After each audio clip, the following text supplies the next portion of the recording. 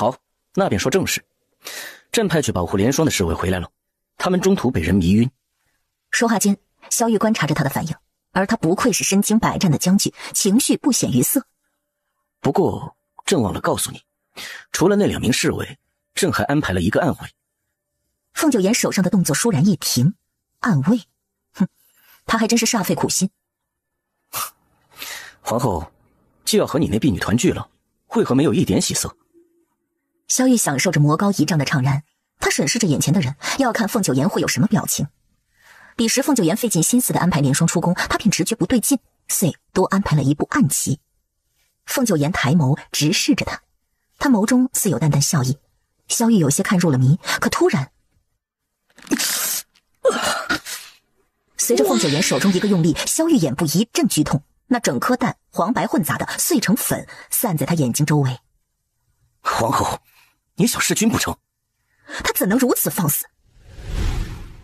北境，孟将军夫妇收到来信，孟夫人眼神凌厉。乔木竟复刻了飞鹰令，那他此前上交的那块是假的。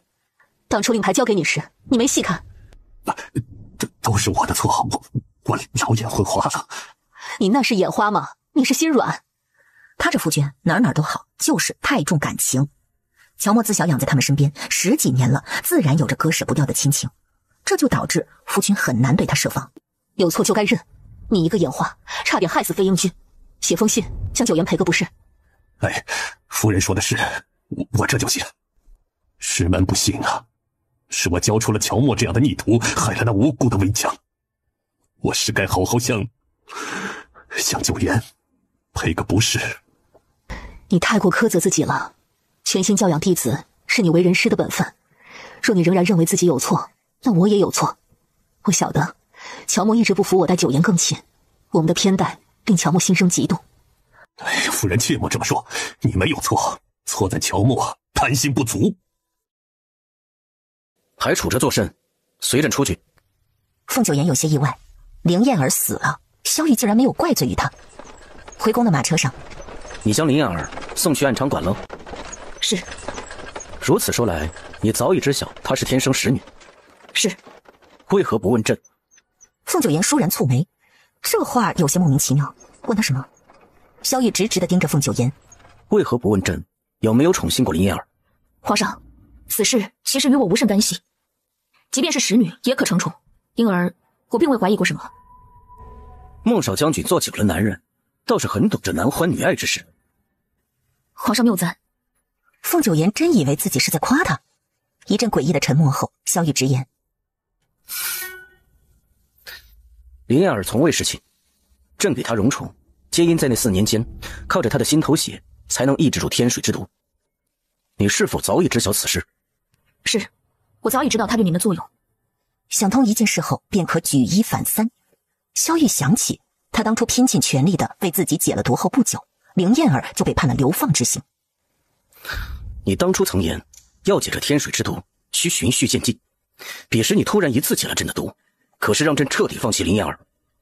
您说的不错，那是冒着危险为您解毒，最主要的原因还是为了断掉凌燕儿的后路。得知这真相后，萧玉像被禁防的苍蝇叮了嘴。他始终以为凤九言为了给他解毒险些丧命，结果竟是原本他可以用较为温和的解毒方式，却对凤九言思及此，萧玉的情绪略显失控。原来朕早就被你算计进去，那次解毒朕也差点没了半条命。凤九言，你怎么敢这样对朕？亏他还一直因为此事对凤九言心存感激，弄了半天是他在揠苗助长，险些把自己害死。此刻萧玉想掐死他的心都有。少年对此有所误解，是我的过错。于是萧玉捏住他的后颈，凶狠地吻住他的唇。皇上，有情况。但映入眼帘的一幕，比外面那群不速之客还要吓他一跳。陈吉怔怔地愣在那儿，不敢相信自己看见的画面。只见皇后娘娘跨身坐在皇上腰间，抓着皇上2只手，将人按在了车壁上，在咬皇上的脖子。这架势似乎是皇上遭到了强迫。陈吉本能的反应是救驾，但皇后娘娘一回头，那眼睛里的杀气令他不由得犯怵。皇上应该是乐在其中的吧？对，一定是。别说陈吉了，就连萧玉也没料到自己会被一个女人控制住，还是这样的姿势。他冷冷地盯着眼前的女人。是可忍，孰不可忍？就算你是皇上，也不能如此为所欲为。方才萧玉怎么对他的，他脑袋一热，都还了回去。以前在萧玉面前，他还有诸多顾忌，不敢暴露自己的身份。现在不一样了，他可以全力反抗，只要用对姿势，反制萧玉也不在话下。就好比现在，他这般扣着萧玉的双手，萧玉就使不上力。为所欲为，朕想做的何止这些？杀了昏君！皇爷，杀了孟少将军，我们要你偿命！孟少将军守卫北境是大英雄，昏君竟然射了他，我们反了！萧玉这次出行只带了陈吉一个侍卫，他长剑出鞘，一人护二主。有人从马车后方偷袭，长刀刚捅进去，就被一股强大的力量钳住。车厢内，凤九言坐在那里，仅用食指和中指夹着刀刃，生生倒下。身手不错。眼看着人越来越多，萧玉直接抱着凤九言从马车顶部飞出。能认出朕是个皇帝，自然也能认出你是个皇后。外人面前，皇后应当装柔弱。狗皇帝是他们送您的雅称，狗皇后是您刻意挤兑。并非挤兑，是实情。你方才咬朕的架势，比狗更像狗。您可以放我下来。突然，他眼神一冷，抱着他一转的同时提醒：“ထွက်！”凤九言也看见后面跟来的刺客，两人配合的天衣无缝。忽然间，凤九言在人群中看到一个熟悉的面孔，那人穿着红衣，众人中他最显眼。杀呀！江宁这些日子尤为清闲，他今日在酒肆吃饭，听到隔壁桌商量着要杀狗皇帝，得知孟少将军这样的巾帼英雄被害，他一时义愤填膺。主要还是因为这老樊他们说这孟少将军和苏焕是挚友，那他可得有力出力。江宁自以为重情重义，爱屋及乌，却不知落在凤九言眼里愚蠢至极。他是太过一帆风顺，想知道脑袋别子裤腰带上是什么滋味吗？眼看着江宁冲了过来，不等萧玉给他搭梯子，凤九爷单手撑在他肩上，一个飞踹。江宁猝不及防的倒，本以为这样他就该消停。上！江宁这个蠢货，他想害江家这诛九族吗？情急之中，凤九爷手中银针一出，江宁这回终于昏死过去了。总算舒坦了。不到片刻，闹事的江湖人士被尽数制服，扭送至官府。迟来护驾的官员站在皇帝马车外。皇上受惊了，臣这就将他们就地正法，以请效尤。皇上，此事皆因孟乔木之死而起，正是群情激愤时，一味斩杀只会让形势越发严峻。既然皇后都如此说，那便不必斩杀，关个几日即可。何况也正如皇后所言，杀了他们不能从根源解决此事，反倒会招致更多麻烦。回宫后，凤九言这椅子还未坐热，长公主就来了。听说你和皇上遇刺了，何人如此大胆？你们可有受伤？无事。不管怎样，这样你背着。皇上也是，那么多侍卫不带，带你出宫做甚？长公主突然拿出一只镯子，啪嗒一扣，那镯子完美的贴合着她的手腕，尺寸正好。竟然真的是他！他为了孟乔墨这个冒名顶替的假货，险些害死了自己真正的救命恩人。少将军，你腕上的尺寸是我亲自量的，如今你还要否认吗？我真傻，我竟和孟乔墨密谋，处处针对你，你怪我不信我也是应当的。永和宫外，长公主和圣驾撞上。皇姐来此作甚？没什么，听闻皇后在宫外遇刺，我来看望。毕竟她是孟行舟的师妹。这么晚了，皇上来做什么？萧玉觉得这话很可笑，他来找自己的皇后，还需要什么理由？犯人下狱前都要经历搜身，孟乔墨那块飞鹰令不可能随时带在身上，而调动飞鹰军劫狱需要令牌。闻言，长公主的心一提，长公主做贼心虚。孟乔墨能得以越狱，正是托他拿的飞鹰令。萧琪，此事朕可以不治你的罪，但从今往后，这永和宫你少来。皇上，你登基已有7年了吧？至今还没有子嗣，着实说不过去呀。听皇祖母说，你是打算皇后不怀上皇嗣，就不宠幸后宫嫔妃。哎呀，你可别怪我多嘴啊！你这些年专宠过容妃和林燕儿，也宠幸过静妃，但这些女子都没有怀孕。我怎么觉得这关键不在于皇后啊？哎呀，我这做皇姐的才敢跟你说几句贴心话。你呀，还是先把自个儿的龙体调理好，别胡乱折腾皇后了，否则这即便是怀上了，也很难保住呀。土是好土，就怕这种子不行。萧玉身上散发着阵阵寒意，方才这话若是换做别人来说，早已身首异处。传朕旨意，明日起为长公主选择驸马。哼，好人家的女子都不会一直赖在娘家，何况你是公主。就算是他亲弟弟，他也得说一句，他配不上少将军，更配不上少将军给他生孩子。永和宫内殿，他又来找你问什么？长公主已经知晓我的身份。他怎么会知道的？你承认了？而后他说起那机关镯一事，萧玉听完后眉头直皱。英雄救美，当年他定是倾心于你。或许吧，可他现在知道了我是女子。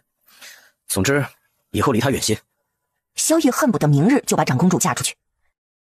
皇上，您身中天水之毒的经历，可否与我详细说说？你似乎对这件事格外执着，为何？我的一位友人正是死于天水之毒。关于那下毒之人，除了朕之前告诉你的6指，还有一条线索。朕登基的第2年，4国联军攻打南齐，御驾亲征。大战结束后归国，途经迷雾林，在那林子里埋伏着一群刺客。朕与刺客交手时，一蒙面人放出形如土龙的活物，朕被他所咬，便中了毒。后来才知那便是天水之毒。朕当时被咬后，便杀死了那活物，并且朕在那活物主人身上扯下一块衣角。您说的线索就是那片衣料吗？并非寻常衣料，朕想通过它查下毒之人的线索，但这些年并无所获。你想查此事，请您允准。调查此事便少不得要出宫，那这后宫庶务，我定不会落下。萧玉倒也不是真的在意这后宫庶务，只是本就只有1年，他还要出宫。但又一想，天水之毒这案子，他手底下的人查了许久，几年了都没有线索。萧玉跳过这话题。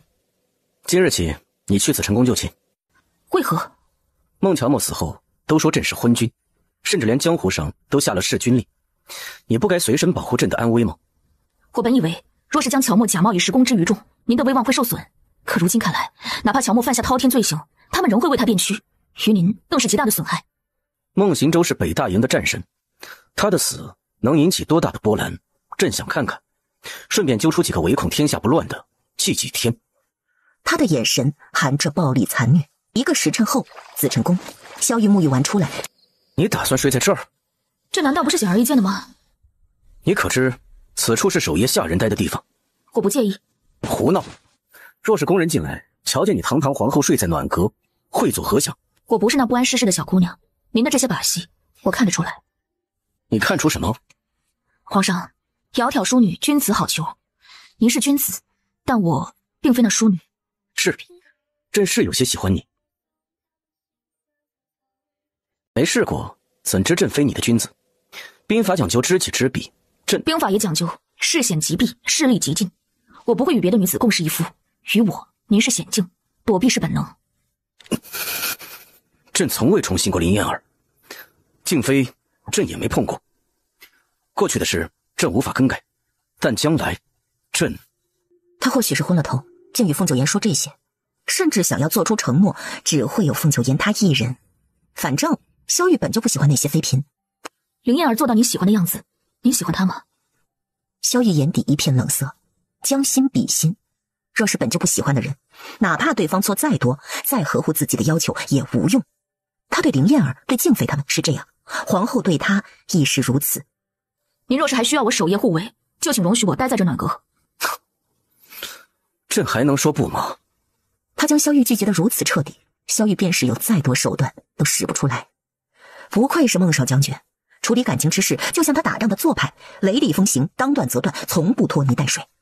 但萧玉也不是轻言放弃之人，他们之间还有1年时间，他就不信凤九言的心是石头做的。次日朝会上，皇上，眼下这局势，以老臣之见，您应该写一份罪己诏，并亲自将孟少将军的尸体迎入英雄冢，方能平息众怒。其他人纷纷附议。朕只说一句，孟乔墨不配入英雄冢，没有别的事就退朝。睡王近日喜欢上一女子，但那女子不中意他。依你之见，可有什么法子能让那女子改变心意？属下认为应当先究其根源，那女子不喜欢，要么是因为人各有所爱，瑞王并非是她中意的类型，譬如她喜欢强势有魄力的男子，而瑞王却是温柔儒雅的，亦或者那女子本就心有所属。这不可能。萧玉反应甚大，他就是笃定皇后没有喜欢的男子，这个陈吉简直胡说八道。不多时，瑞王来了，萧逸将孟乔墨假冒一事告知了他。他竟是假的。你曾去过北京，对那位真正的孟少将军了解多少？那时北京有战事，曾并未与孟少将军正式见上一面，只是从将士们口中得知他带兵有方。朕不想听这些，朕想知道他可有什么相好之人。相好？关系近的男子。他倒不如不解释，瑞王越发的茫然了。可突然间，他还真想起一件事。确实有这么一个人，与孟少将军颇为要好。是谁？臣只是听说孟少将军与一位军医交情颇深，一度被传为龙阳之好，但臣认为这实属谬传，想来只是同袍之意。那军医姓甚名谁？现在又在何处？臣只记得他好像姓段。姓段？萧逸当即想到那千羽飞针，那军医很可能就是段氏传人。皇上，既然孟乔墨并非真正的孟少将军，您为何不将此事昭告天下？朕自有打算。他现在想的都是那姓段的军医。永和宫，娘娘，不好了，慈宁宫那边长公主她闹起来了。什么事？都说是因为孟少将军的死，公主伤心欲绝，言行举止失常了。太后便让太医给公主诊治，公主不悦呀，就被绑了起来。凤九言一听便知这件事有误会，如何因为他伤心失常？太后是长公主的生母，做事定有分寸。慈宁宫，婷儿，母后知道孟乔墨死了，你心里不好受，可你还有母后啊。你若不是病了，怎会给皇后绣香囊啊？这香囊乃是女子送给男子的定情物，你自个儿不清楚吗？哀家问你，大夏宫里头那些传闻是真的吗？大夏蛮族民风极乱，男人与男人，女人与女人，数不胜数。母后，难道你以为我……哎呀，根本就不是你们想的那样。我送她香囊是觉得她好，想要与她做好姐妹。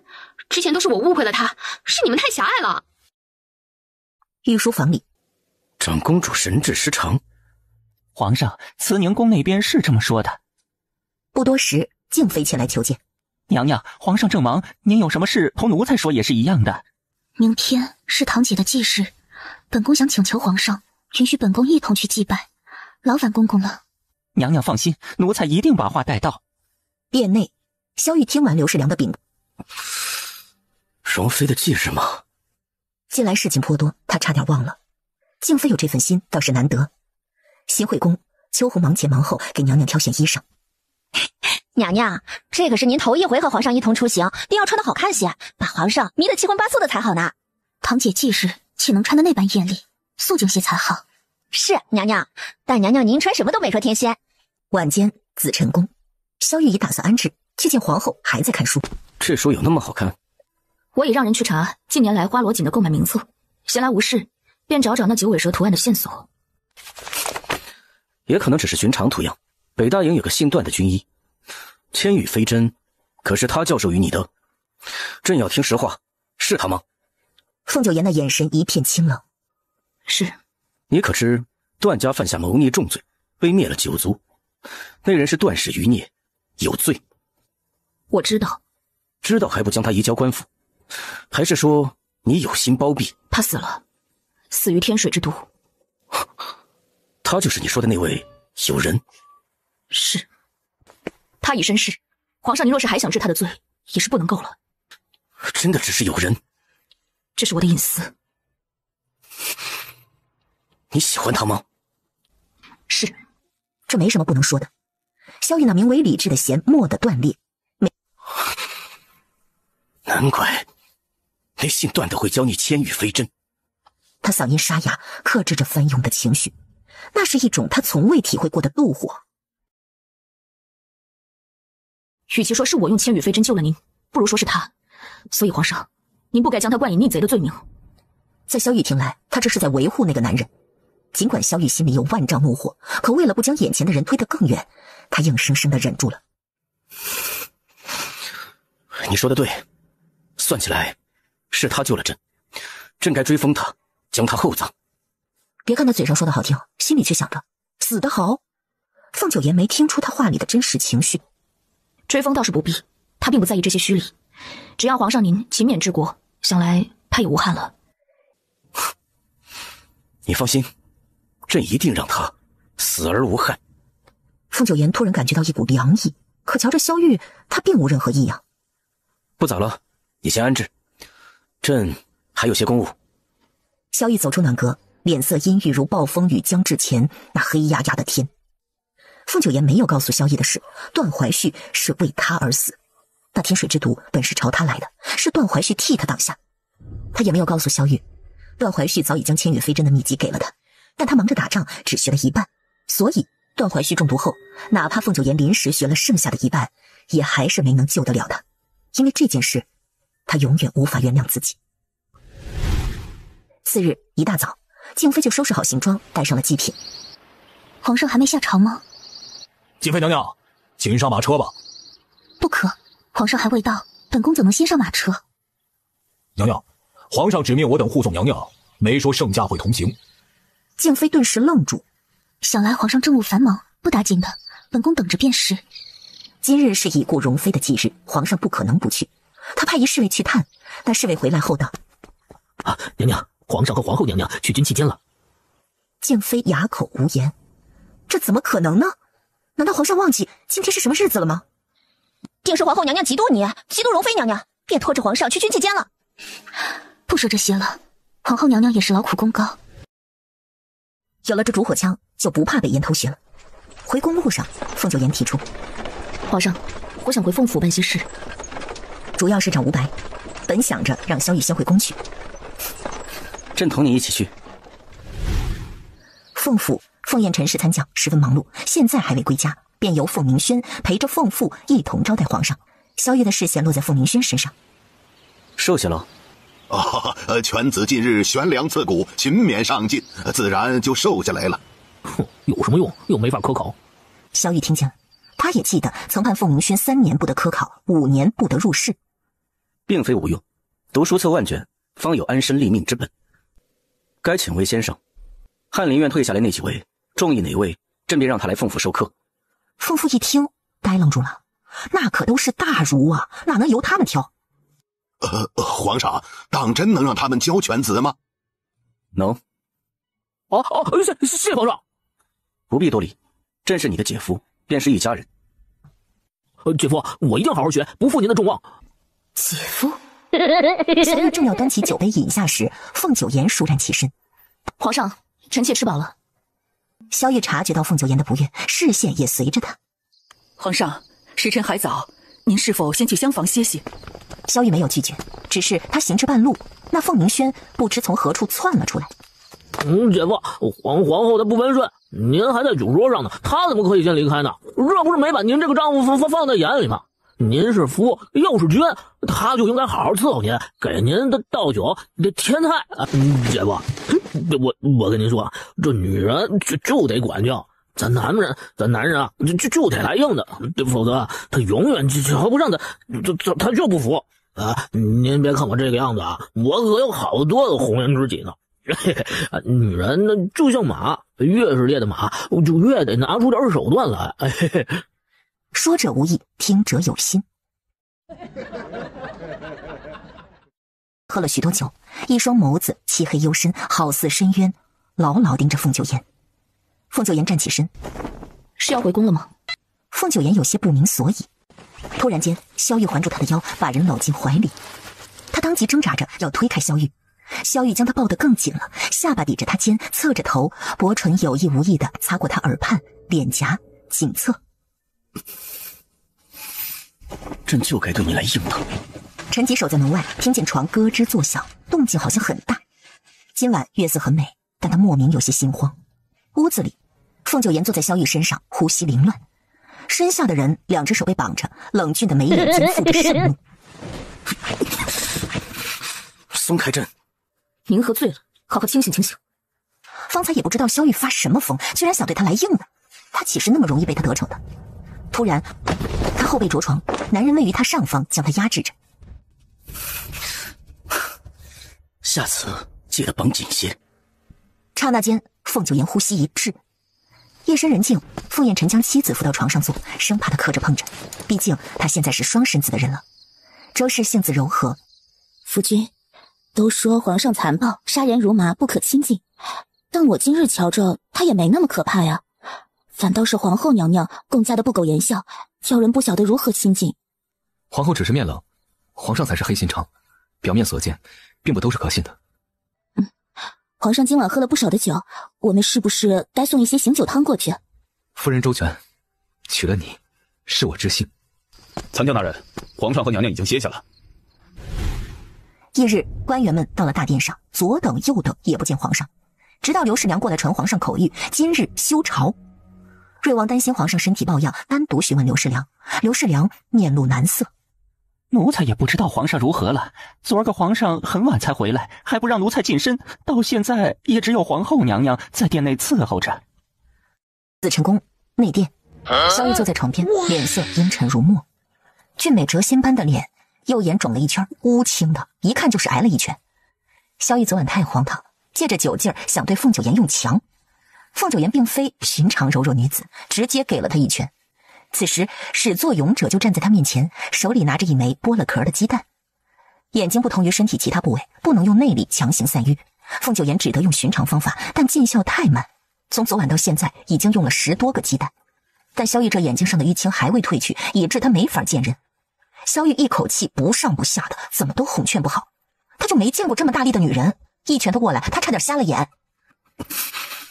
你简直放肆！打人不打脸，何况他还是一国之君。凤九言一脸沉静，是您有错在先。萧玉确实理亏，但回想起来，怨那该死的凤鸣轩啊，说的什么歪理？这话若是被凤鸣轩知道，又该喊冤了。他那套对寻常女子有用，可您也不看看皇后是什么人，那是您能霸王硬上弓的吗？继续敷。手酸了，您自个儿来吧。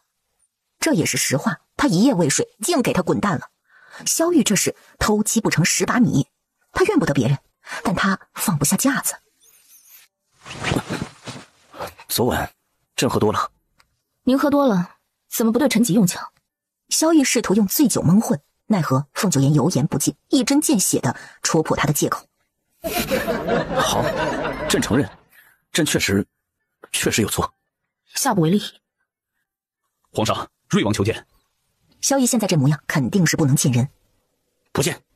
瑞王被拒见后，心中的疑云越发浓重，但他不能违抗圣命，只得暂时离开。少将军的手价值连城，这一拳朕挨得值。不过你何时也能迷惑朕？有病！安分些，否则您自己付。萧玉薄唇轻扬，发觉他其实不禁逗弄。皇城紫晨宫，皇上已经查明，那几个借着孟乔墨之死暗中扰乱朝堂之人。萧玉眼神肃冷，他登基以来一直觉得这朝堂不干净，像是有几双无形的手唯恐天下不乱。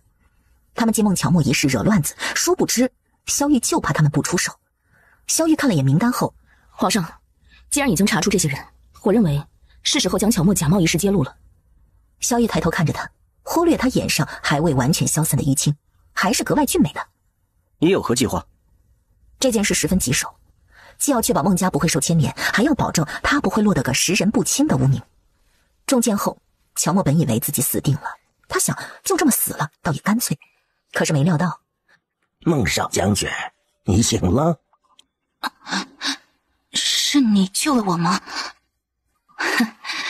也是，师姐救了那么多人呢。此人肯定和那长公主一样，以为他是孟少将军，不惜一切将他救活了。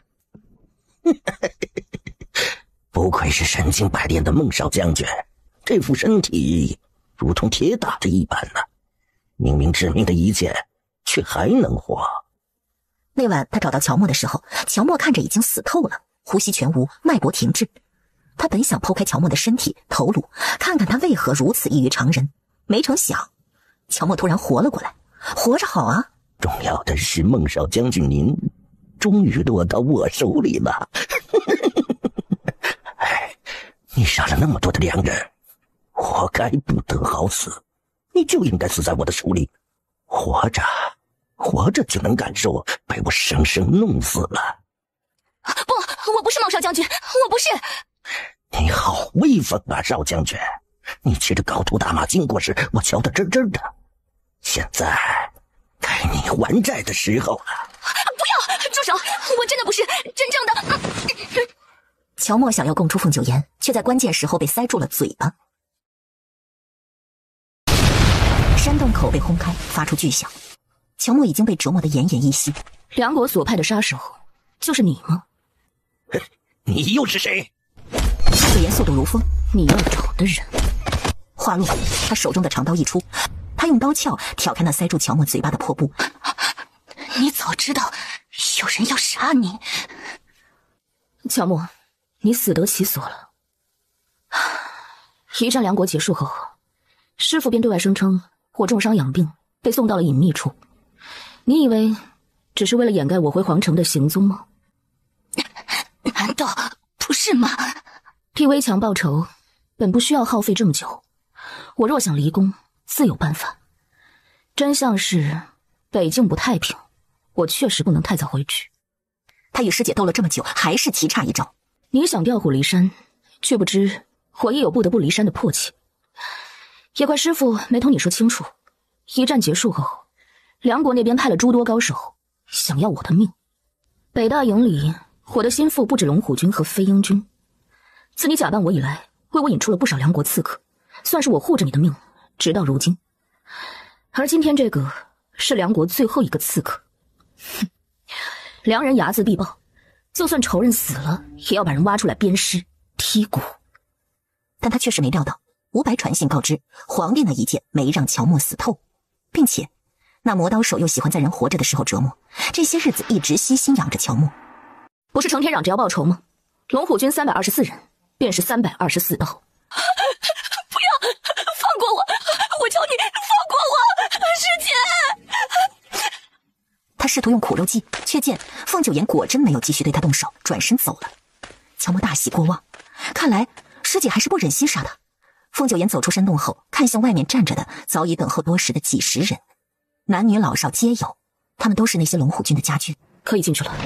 他一发话，那些人便红着眼涌入，之后便听到里面传出阵阵惨叫。凤九言抬头望着远处，视线冰冷。紫晨宫，萧玉敏锐地闻到凤九言经过他时身上有血腥。萧玉抓住他胳膊问：出宫做什么？杀人。您那一箭没射准，乔墨还活着。没射准？萧玉感到一股莫大的羞辱，但面上镇定自信。朕箭无虚发。杀人的箭和寻常射箭不同，差之毫厘，谬以千里。皇上，您多练练剑法吧。既有不足，朕自然要勤勉练习。明日起，你教朕射箭。凤九言无语。御马场，萧玉眼睛上的淤青已经散尽，一张脸俊美无瑕。朕这姿势可对？大差不差。他射了一箭，与靶心相距甚远，陈吉都要看不懂了。皇上的剑法向来精准，今儿是怎么了？萧玉又搭上一箭，哈，这一箭更糟糕，脱靶了。不对劲，皇上定是劈了太多奏折，手腕有损。皇后，他侧头望向凤九言，虽没有伏低作小，但眼中求教意味十足。凤九言见过他射杀乔墨的场面，深知他的剑法如何，也知道他现在求教是存的什么心。这里不是您玩闹的地方，您若真想让我教，就认真些。他一副严师做派，让萧玉那些小心思无所遁形。好，朕听你的，认真。他从未为了一个女子这般耍尽手段，偏偏碰上一个不解风情、软硬不吃的。接下去的3箭正中靶心。您的箭法没问题，但您的箭射靶子可以，射人就未必能箭箭致命，因为您对人体不够了解。这话一针见血。萧玉也曾御驾亲征，打过仗。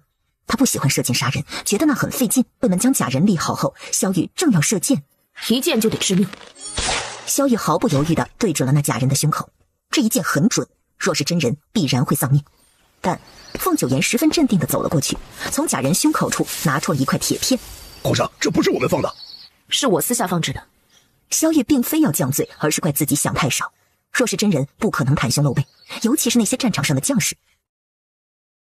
我曾与北方一个小部族交过手，他们的盔甲防护的极好，在他们手里我吃了大亏，所以我教新兵时就会叮嘱他们要提防看不见的。凤九言拿过萧玉的弓箭，这一瞬，那箭飞速射向假人的额头，将头骨射穿。您让我教您射箭，应该不是存着玩闹的心，试试。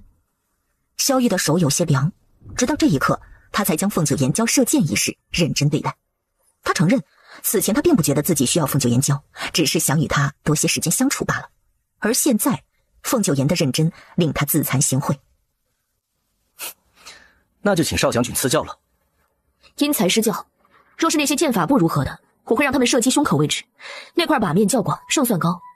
但像您这般箭法高超的，直接射击头部更为精准致命。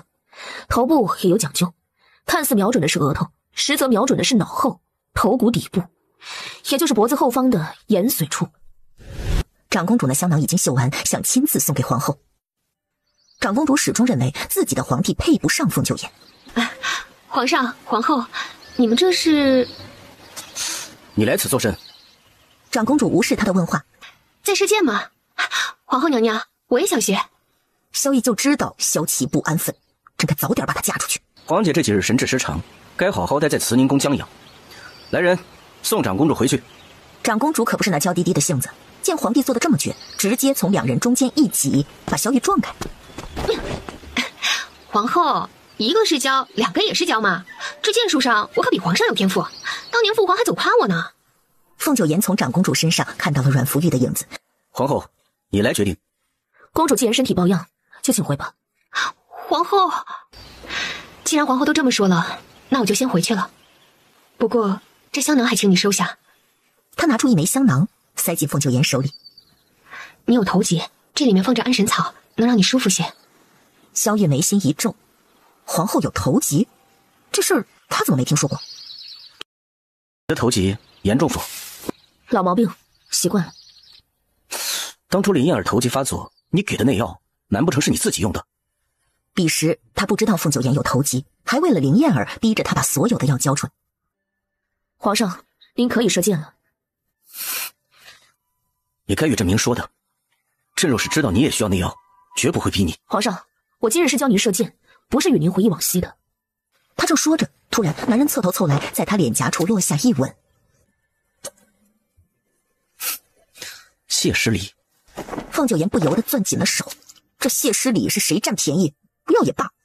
他二话不说，转身就走。哎，皇后，您最好停止这些无聊透顶的想法。暗处，静妃站在树后，将一切尽收眼底。她那张美丽的脸难以维持温柔，浮过一抹恨意。皇后真是好手段。万寿宫，皇上今日一整天都在教皇后射箭，荒唐！他是皇帝，怎能如此放纵，玩物丧志？太皇太后息怒，皇上励精图治，并非如此糊涂的人呢。错不在皇上，那错就在皇后了。她必须得好好管管这事儿了。翌日，太皇太后将皇帝叫到跟前训话。哀家也不是见不得你与皇后夫妻恩爱，只是也得顾及身份体统。皇后应当端庄，管理好后宫。她倒好，玩心如此大，一个女人学什么射箭，还把皇上你带到部里朝政。前2日你连朝都没上，可见皇后把你迷成什么样。太后说了许多，却见皇帝好似魂都不在身上，人在这儿，心不知去了何处。皇帝，皇祖母有何事？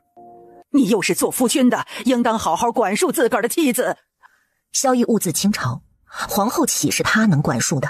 他仅仅是昨日亲了他一下，皇后至今就没给他好脸色，早膳时也没同他说一句话，他还犯愁，该如何向皇后赔不是，让他原谅自己？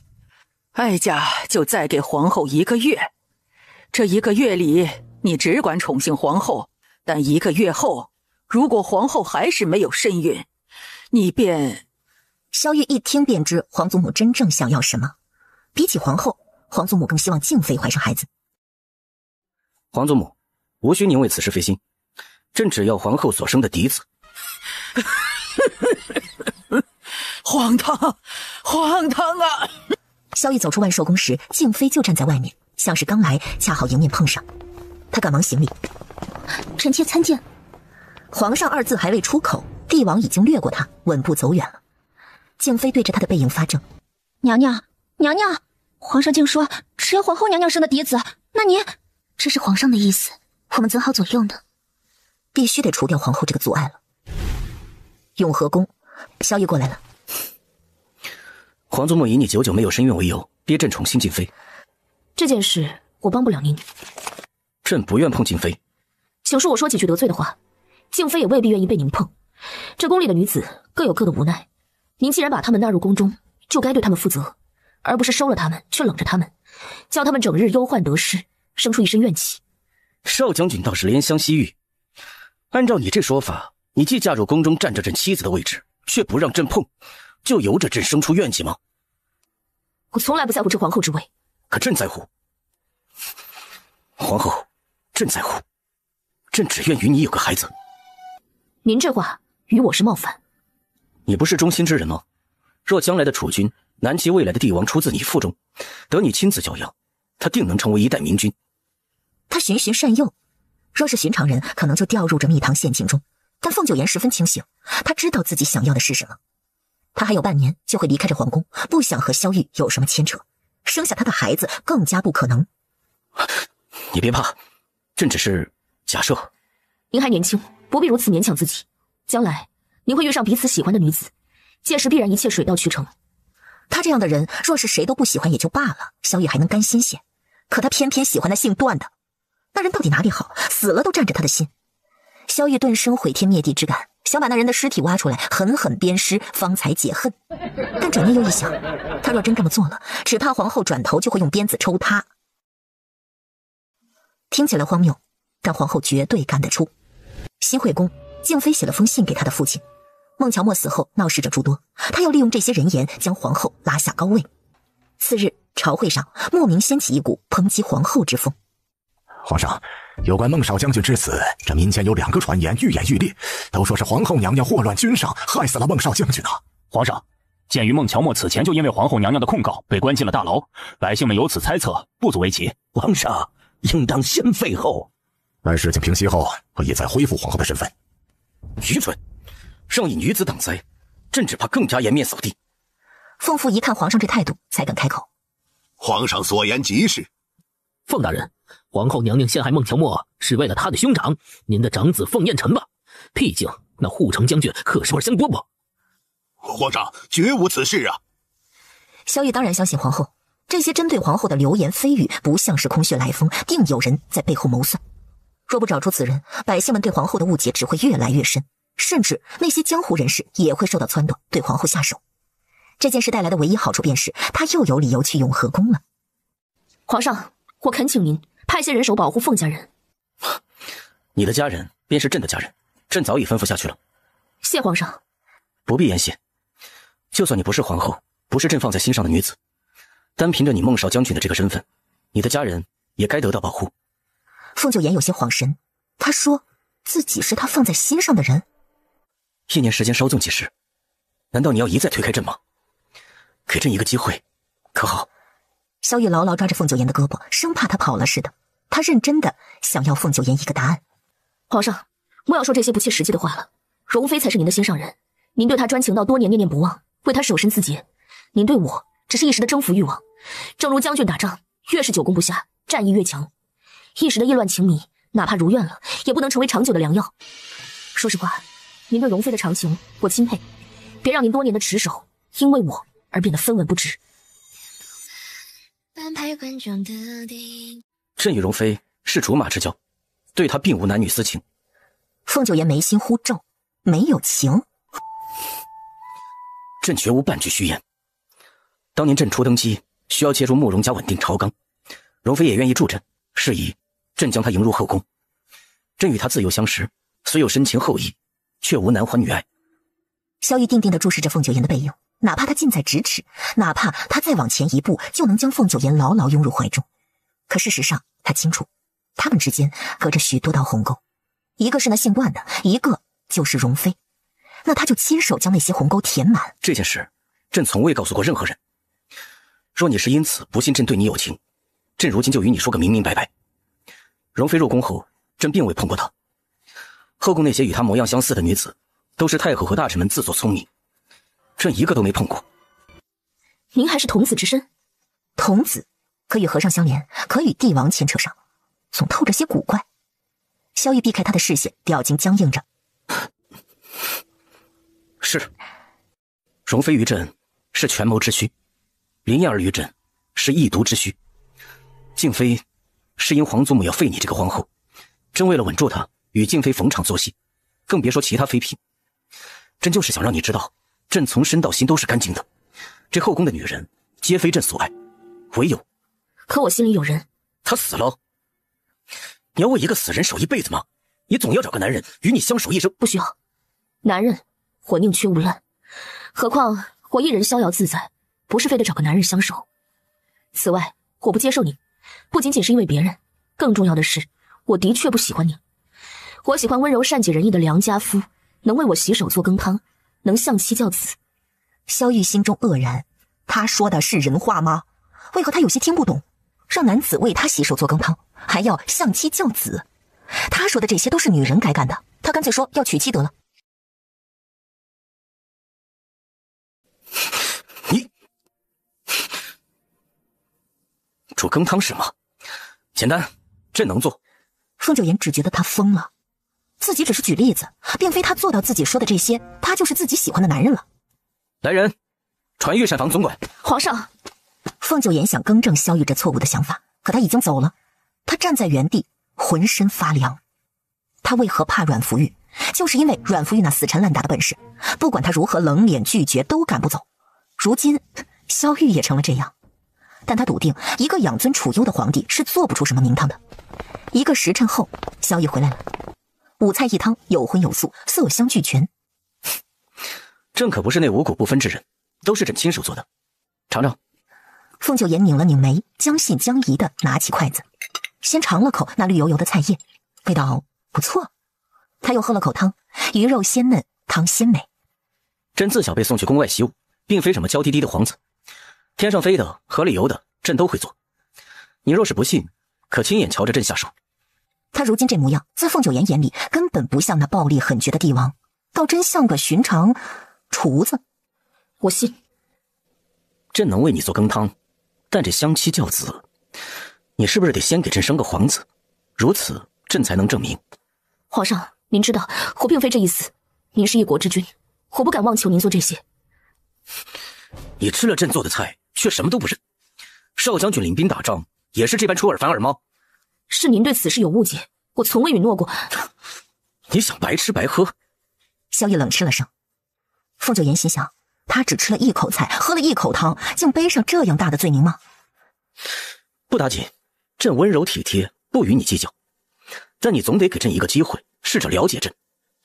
从今往后，你每日都需陪朕2个时辰，看看朕是如何为人处事。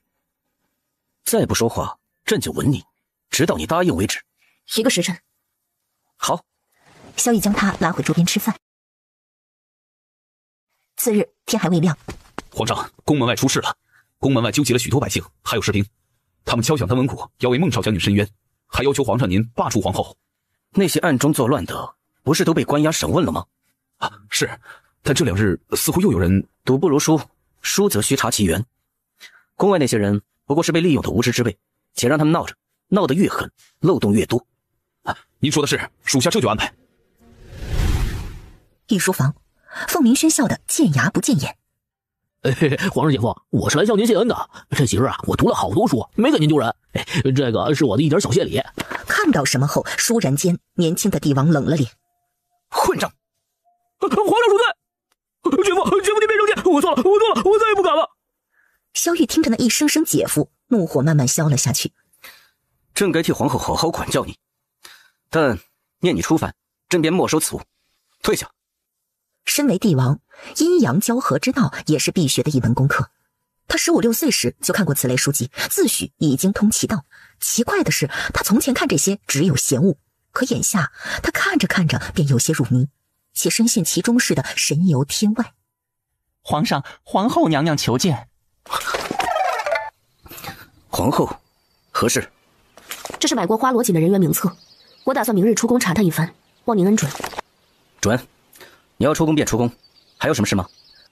无事，但说好每日1个时辰，我需待在御书房。今日免了。是。他已经转身走了几步，突然想起忘了拿回那名册。你作甚？拿名册。凤九言拿了名册，但视线落在案珠一角，尽管被上面的奏折压着，却还是展露出海棠花封面的折子状。你喜欢看这东西？奏折吗？对，朕爱看。我说的是那海棠集。萧玉整个人僵住，一动不动。这本没什么意思，您是童子身，看些入门的、更具实用性的就成。童子身虽然是事实，但他用得着一而再的提起吗？还有，他怎么知道没意思？难不成他看过？萧玉眼神晦暗地看着他。你很懂？略懂。军营里多的是这些杂书，毕竟一帮大老爷们没什么事做，总得需要消遣的玩意儿。他时常被迫卷入那些讨论中，也算是耳濡目染。萧玉突然将他拽了过去，凤九言跌坐在他腿上，随后便感觉到那炽热滚烫抵着他。请少将军给朕解惑，朕如今这样，该当如何？朕当你脸皮厚的无所惧怕，怎么不是很懂吗？少将军不是见多识广吗？放开！难受的紧，让朕缓缓。朕也控制不住，都是你那叔弟的错，是他献的这海棠集。皇后，朕还是很难受，怎么办？扎马步，您抱着我，只会更难受。那也得抱着，难受也得抱着。皇后，朕真的好喜欢你，你可知朕用了多大的定力才能忍住不碰你？朕就是想让你知道，朕珍重你。那姓段的，他做得到吗？他也能。您可以说自己好，但不能通过贬低别人来反衬您的好。朕就是比他好，若是朕先认识你，你一定会喜欢朕。凤九言也不清楚他哪里来这样大的自信。虽说他是皇帝，但萝卜青菜各有所好。你对朕做过的事，是不是也给那姓段的做过？凤九言知道他说的什么事儿。彼时他身中天水之毒，还被那舒贵人下了虎狼之药，为了保住他的命，凤九言只能……您该清楚，我那是在救人。只那样救过朕，没那样救过别人。没有，毕竟像您这个岁数的童子身少见。您自个儿解决吧，既然没这定力，以后就少看那种书。萧玉凌乱在原地，这无情的女人。不过没有碰过别的男人就好，否则他会想杀人。门外，陈吉和刘世良都朝皇后行了一礼。一会儿再进去，皇上现在不方便。两人互相屈了一眼，似动非动。殿内，萧玉内里身能听见凤九言说的什么。他怎么就喜欢上这么个女人？次日一大早，凤九言便出了宫，直到傍晚他还没回来。皇后还没回宫吗？他就不该让皇后出宫，就算他武功超群，也难保不会被人所伤。陈吉，多派些人手。新会宫，他听到了吗？虽有百姓敲响登闻鼓，请求皇上废后，可皇上力排众议，没有顺应民心。皇上还真是护着皇后娘娘啊！皇上想保皇后，也得看数万万的百姓和将士们答不答应。他等得起。孟少将军之死还没有完全扩大，至少北境北大营那边还没收到消息吧？那可都是孟乔墨的兵。永和宫约莫子时，凤九言才回来。你还知道回来？即便嘴上严厉，却是第一时间用眼睛确认他是否受伤。的确查得有些晚，您还未安置吗？你迟迟未归，朕岂能睡得着？顺便查了下近日的谣言，似乎和慕容府有关。慕容府？他抬眼看向凤九言，且不说别的，凤九言这趟出宫干的事儿倒是不少。他甚至怀疑凤九言是否有三头六臂。慕容府做这等事，应是为了静妃。她是您的女人，我想这件事交由您处理较为稳妥。朕没碰过静妃，她不算是朕的女人。是。去此陈宫，朕早已吩咐人备置热水。您不必谢朕，你也算是在帮朕寻那下毒之人。何况朕也是温柔体贴之人。他说这话一点不害臊。凤九言淡然一笑。是。萧玉蓦地一怔，他方才是笑了吗？紫宸宫，御房与寝殿相通，这是预防初见时便做好了通风机关，是以并未设门帐，只用一扇屏风作为隔断。萧玉在外面能看到屏风上投射的人影，只见他将身上的衣物一件件脱去，扯下那层的裹胸布。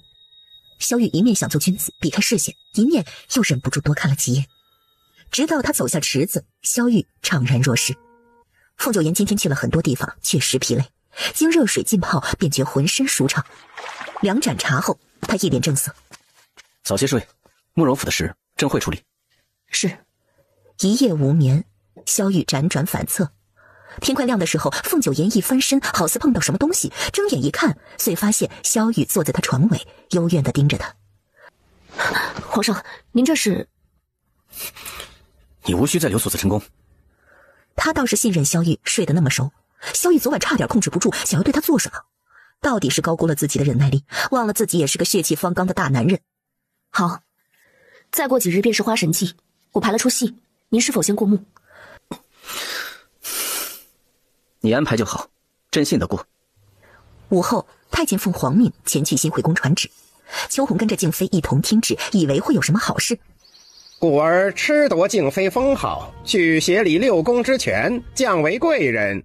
即日起移出主殿。这不可能，皇上不会这么对娘娘的。待那传旨太监离开后，娘娘，这到底是怎么了？皇上分明很宠爱你的，他怎么会废您妃位呢？静妃沉默着，一句话没说，她眼中蕴含着艰涩，还有一丝寂寥。从妃子到贵人，就是上位者一句话的事儿，但至少让她知道为什么要这样对她呀。娘娘，奴婢这就去万寿宫，去告诉太皇太后。万寿宫，哀家不同意。你若执意要废了静妃，那就连哀家一同废了吧。慕容家捏造皇后的谣言，皆为静妃唆使。若非看在您的份上，朕就是杀了她都不为过。你说是婵儿所为，这绝无可能。婵儿的为人，哀家清楚。皇祖母，您这个侄孙女儿，可不是单纯无辜之人。就算是这样，那也是被你和皇后逼的。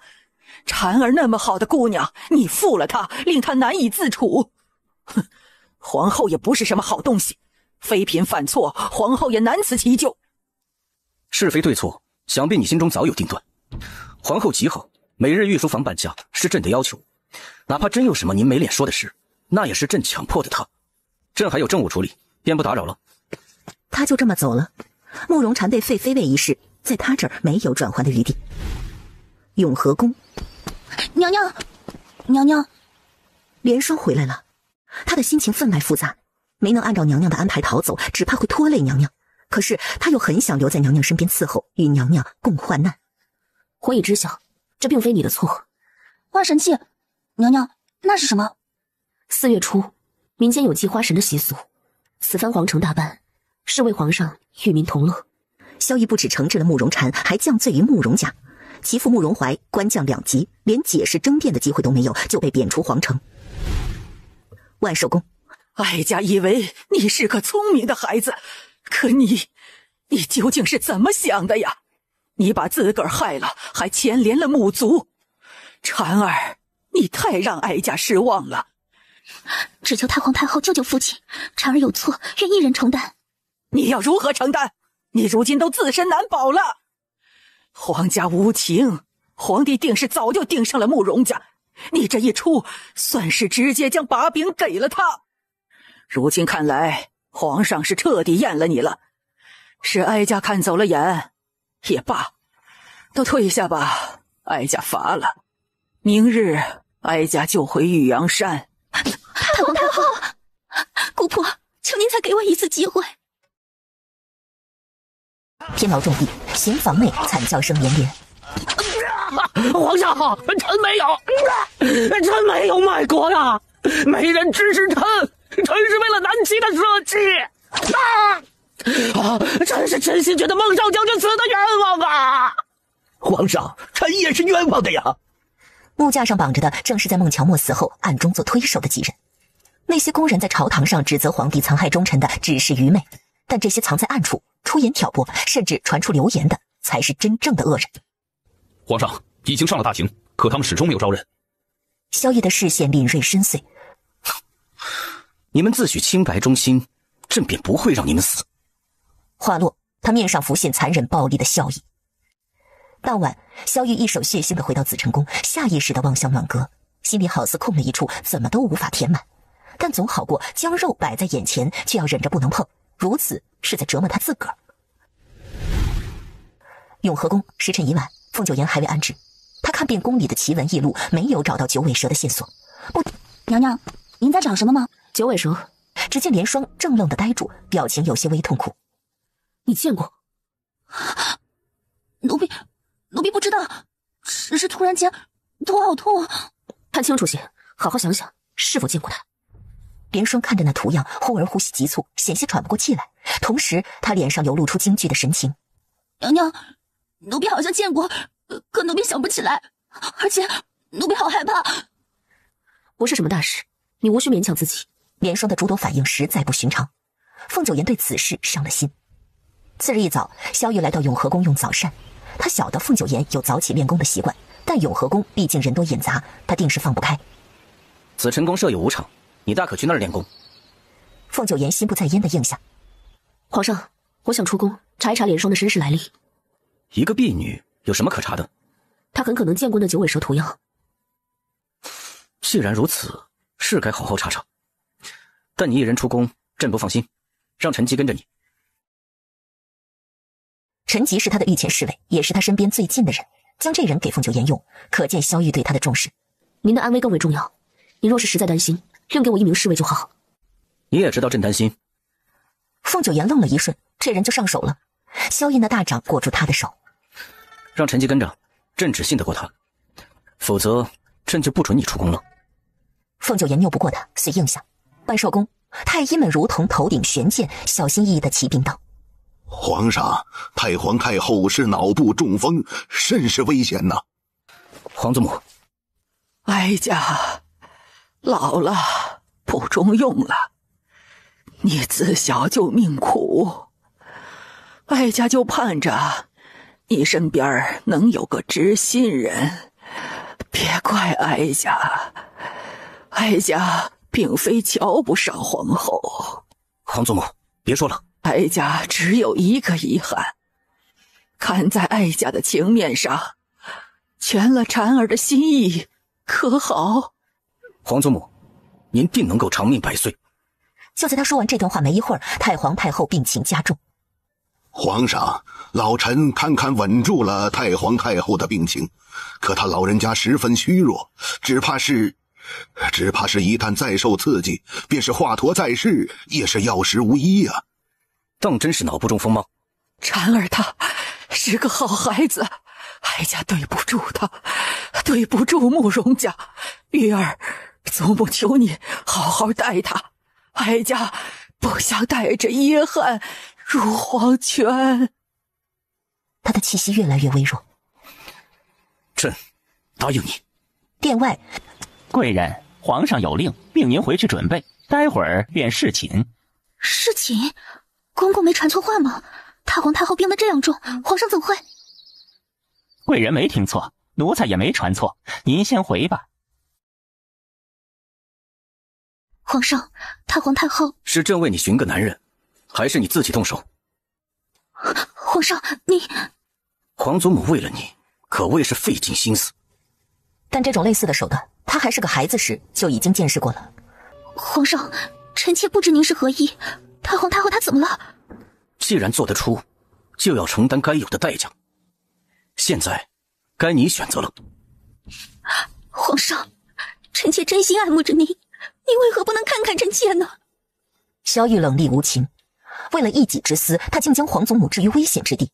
要知道，皇祖母对他百般呵护，疼爱有加，如此不择手段的女人，她口中所说的真心，又有几分可信呢？宫外，凤九言寻到了一户人家。我不认得此人。说完便将门猛地一关，凤九言正要强行破门而入。请住手。他回头一见来人，便认出那是废太子萧卓。公子认得方才那户人家，此人您可知晓？苏公子为何要找他？大名鼎鼎的苏焕公子冒久仰，是以一看到你便认了出来。却只见萧卓将那画像拿了去，并当着他的面撕了。都说苏公子是正义之士，其实你要做的事，我定会鼎力相助。那便说说此女的来历。若是苏公子有足够的耐心，就听我讲个故事吧。请讲。与此同时，宫中，皇帝前脚刚离开新惠宫，便有一名宫女进入内殿。她是太皇太后身边的心腹，特来检查成事了没有。旋即一只手伸出，将沾了血的圆帕交给那宫女。贵人当真侍寝了吗？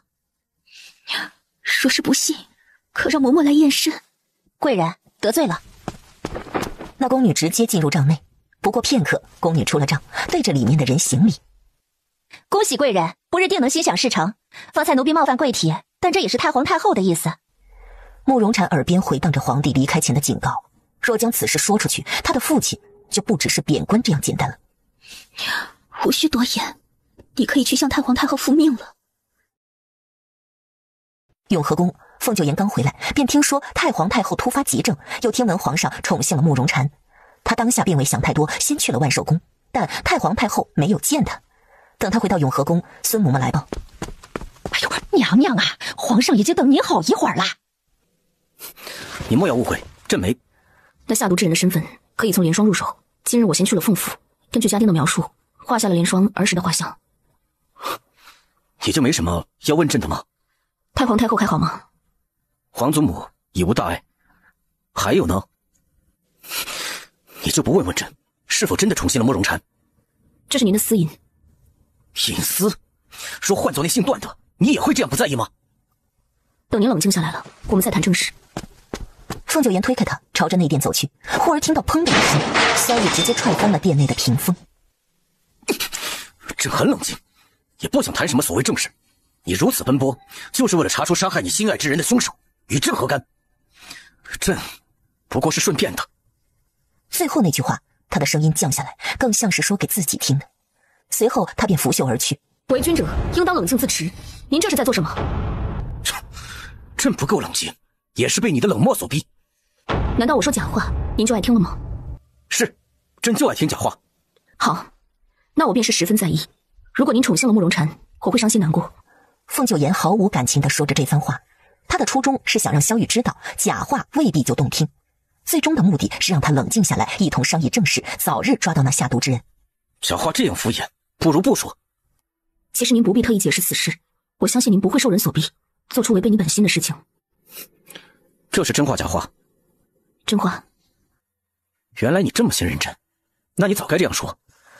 凤九言舒了口气，仿佛好不容易哄好一个脾气很大的幼童。与段怀旭在一起时，他从未这样费心，毕竟他的情绪始终很平稳，被哄的大多是自己。那么皇上，现在可以说正事了吗？说说你都查到了什么？凤九言略过中间那些事，直接道：莲霜是已故陈老太傅的孙女，废太子恩师陈宝山的孙女。正是。从萧卓口中得知此事，他也有些诧异。据说陈太傅为太子同党，陈家因参与谋逆被先皇诛九族，莲霜是陈家唯一的活口。彼时他只有7岁，被太子救下，以宫女身份入宫，接到身边照顾。但好景不长，不到1个月，陈家谋反一事牵扯出太子，太子被废，东宫遭到严查，于是莲霜又被太子送出宫，兜兜转转，他被卖入凤府。陈宝山是状元出身，陈家的家风格外严明。现在想来，莲霜擅长模仿他人的字画，是因他本就出身于高门，自幼受此熏陶，才有的这等天赋。如此说来，你那婢女也是心思深沉之人，留不得。他并非有意隐瞒，当年陈家被满门抄斩，并非宫刑。那日禁军看守四门，整个陈家宅院成了刑场。莲霜目睹了太多惨状，选择性的忘记了往事。他的记忆是从东宫开始，并不记得自己是陈家人。萧玉也记得那位陈老太傅，此人性子古板，但忧国忧民，给皇子们授课时读到楚辞，时常忍不住泛泪光。记忆失忆，怎么做才能让他想起来？有法子。莲霜听完那故事后格外震惊。娘娘，您说我是陈太傅的孙女儿，而且他的家人都是因谋反获罪。别怕，皇上不会追究你的罪责。娘娘，您的意思是那9尾蛇图案奴婢小时候见过，只是那部分记忆没有了，奴婢若是想起来，定能帮你查出下毒谋害皇上的人。哪怕让你想起那段记忆，也未必能找到线索，所以你很可能要白白承受这份痛苦。我不会逼你，只看你自己是否愿意。娘娘，奴婢愿意。但是，请恕奴婢有个要求，奴婢能不能看看当年陈家的卷宗？奴婢想知道祖父他们是不是被诬陷的。待我问过皇上，再给你答复。皇上，属下今日本该跟随保护娘娘，但是不慎跟丢了，自己去领罚。皇后轻功甚好，成绩还是差了些。次日，花神祭如期而至。花神祭的场地设在宫外，今日可谓万民空巷，都想来看看这热闹。今日祭花神，帝号与民同乐。祭礼开始前，皇上恩赏天女散花。话落，几十名仙女装扮的宫女上台，臂弯上挎着篮子，众人只当是寻常的表演，并不觉得多新鲜。是假花？快看，花瓣上有字。每朵假花上都写着祝福之词，比例苍劲。哎呀，是皇上的墨宝啊！百姓们不可置信。什么？皇上亲手写的？别说他们不信，萧玉自个儿都不信。是臣妾仿着您的字迹而写，望您恕罪。莲霜曾教过他如何准确模仿一个人的笔迹，萧玉内心的弦被狠狠地拨动。萧玉大概猜到他是想借此帮他拉拢民心。决定花王期间，几个人上台演了一出戏，那演的是皇上和孟少将军啊。台上第一场戏是孟少将军大战梁军，很快到了第二场戏，皇上和孟行舟相见恨晚。皇上，北境已定，虽是为了保家卫国，可臣的双手沾了太多杀孽，请容许臣归隐山林，但他日南齐有难，只要您一句话，臣必定为南齐死而后已。朕允你暂时归隐，但北境不能没有你孟少将军。臣有位师妹善易容变声之术，并且会模仿臣的一言一行，可让她带臣稳定北境。然后便到了第三场戏，这场戏又出现了一位孟少将军，不同的是，此人一身红装，还揭下了面具。演到这个份上，很多人都看明白了。哎，后面这个是孟乔墨吧？按照这戏里的说法，他并非真正的孟少将军啊。台上那孟乔墨被封为女将军，但他野心太大，想要彻底取而代之，密谋伤害师兄孟行舟，还怕龙虎军揭穿自己的秘密，把龙虎军也害了。最后一场戏便是真正的孟少将军出现，呈上了孟乔墨谋害龙虎军的罪证，皇上这才一箭射杀了孟乔墨。骗人的！孟少将军是被昏君所害，他现在还想骗我们，大家别信他。快看，那屋顶上的是谁？只见一人身穿盔甲，戴着面具，手持一根长枪，赫然就是孟少将军的打扮。但是比那戏子真。高耸的屋顶上，男人耍起了枪法，一套蛟龙出海，可谓活灵活现。他的枪法干净利落，俨然就是一代名将孟行舟的做派。这便是你说的那出戏。他记得凤九言说过，会帮他解决孟乔墨之死的不利影响，更没料到一件很难处理的事情，被凤九言简简单单一出戏就给化解了。多谢。得其如此，夫复何求？两盏茶后，屋顶上那位孟少将军表演完了，他没有说话，朝着皇帝的方向恭敬地行了个将士礼。萧玉抬手一挥，示意他免礼。随后，原本被关进大牢的飞鹰军出现了。飞鹰军恭迎少将军，少将军威武！难怪让朕放他们一日，原来是为了这出戏。但是说好了要关1个月，露过面后，一会儿就让他们都乖乖回天牢。这是自然。这出戏朕很满意，不过朕很好奇，那孟行舟是何人假扮？您猜？他们要被你玩傻了，事到如今也不知道谁才是真正的少将军。说别人便是说自己。说辞都备好了吗？该您上场了。方才那出戏里所演，皆是真实发生的事。孟少将军乃我南齐重臣，朕疼惜之，爱护之。孟乔墨不思感恩，还害死龙虎军300余人，罪无可赦。从今往后，尔等谁还觉得他无辜，便与之同罪论处。皇上英明，孟乔墨该死。面具摘下后，露出张启阳那张英气的脸，他的手心都是汗。毕竟他在扮演孟少将军。此前师父写信给他，告诉他一切的真相后，他分外震惊。没想到真正的少将军另有其人。金乌西斜，花神祭也要结束了。今夜百姓会在护城河边放花灯，皇后可愿与朕同游？花灯可为死去的人祈福。话落，他的眼底藏着几分忧深。为了让皇后答应下来，他暂且借一借那死人的光。但我不信这些。朕信，朕帮你放，你陪着朕。总之，他必须得去。凤九言还是被萧玉拉到了护城河边，两人都戴着面具，以免被人认出。好在今夜多的是带面具出行的人，他们才不至于显得格格不入。萧玉寻到了一处较为人少的地方，颇为霸气的大手一挥，将花灯丢进河里。你买的什么？一个都扶不起来。哎呀，我冤枉了，但我不敢说呀。你没放过花灯？但萧玉不觉得放这东西需要什么经验，凤九言都被他衬托的颇有耐心了。他蹲下身，打开花灯底座，将它小心翼翼地拖放进水中。等他收回手，那花灯仍然稳稳地浮在水面上。内心断的陪你放过花灯。是。萧玉心里不是滋味，面上却不显。他倒是个善解风情的。但这人再好，他已经死了。在陈吉看来，皇上此时笑得比发怒还吓人，就像后宫那些因嫉妒而面目狰狞的女人。接近亥时，萧玉抓起凤九言的手，将她带到城中那最高的摘星楼，呼吸渐渐变缓。他看着那些孔明灯，萧玉则看着他。他清楚地看到凤九言眼眸中的流光溢彩，看到他的嘴角微微上扬，流露出极淡的笑意。不知不觉，他的心口强烈颤动。要一起放孔明灯吗？不远处，陈吉深藏功与名，拧了拧宽大的衣袖，凤九言在上面写下了几句话：愿山河永固，天下无战。只简单几个字。轮到萧玉写时，他在后面添了句：愿百姓安康。同样没有华丽的辞藻，只是纯粹的祈愿。他还想再写一句私心的愿两情长久时，凤九言看出了一点苗头，劝他不背，直接将那孔明灯放飞了。拍观众的电影直打散，墙是突然亮起的字幕定格在某某出品后发行，我目送他们行色匆匆。那出戏半真半假，但真看得出也确实厌倦了战争，不愿双手再沾血，想要退隐定是你的真心话。过去几年你着实劳苦功高，朕身为君主也当感谢你一腔赤胆忠心。孟少将军，多谢你为南齐所做的这一切。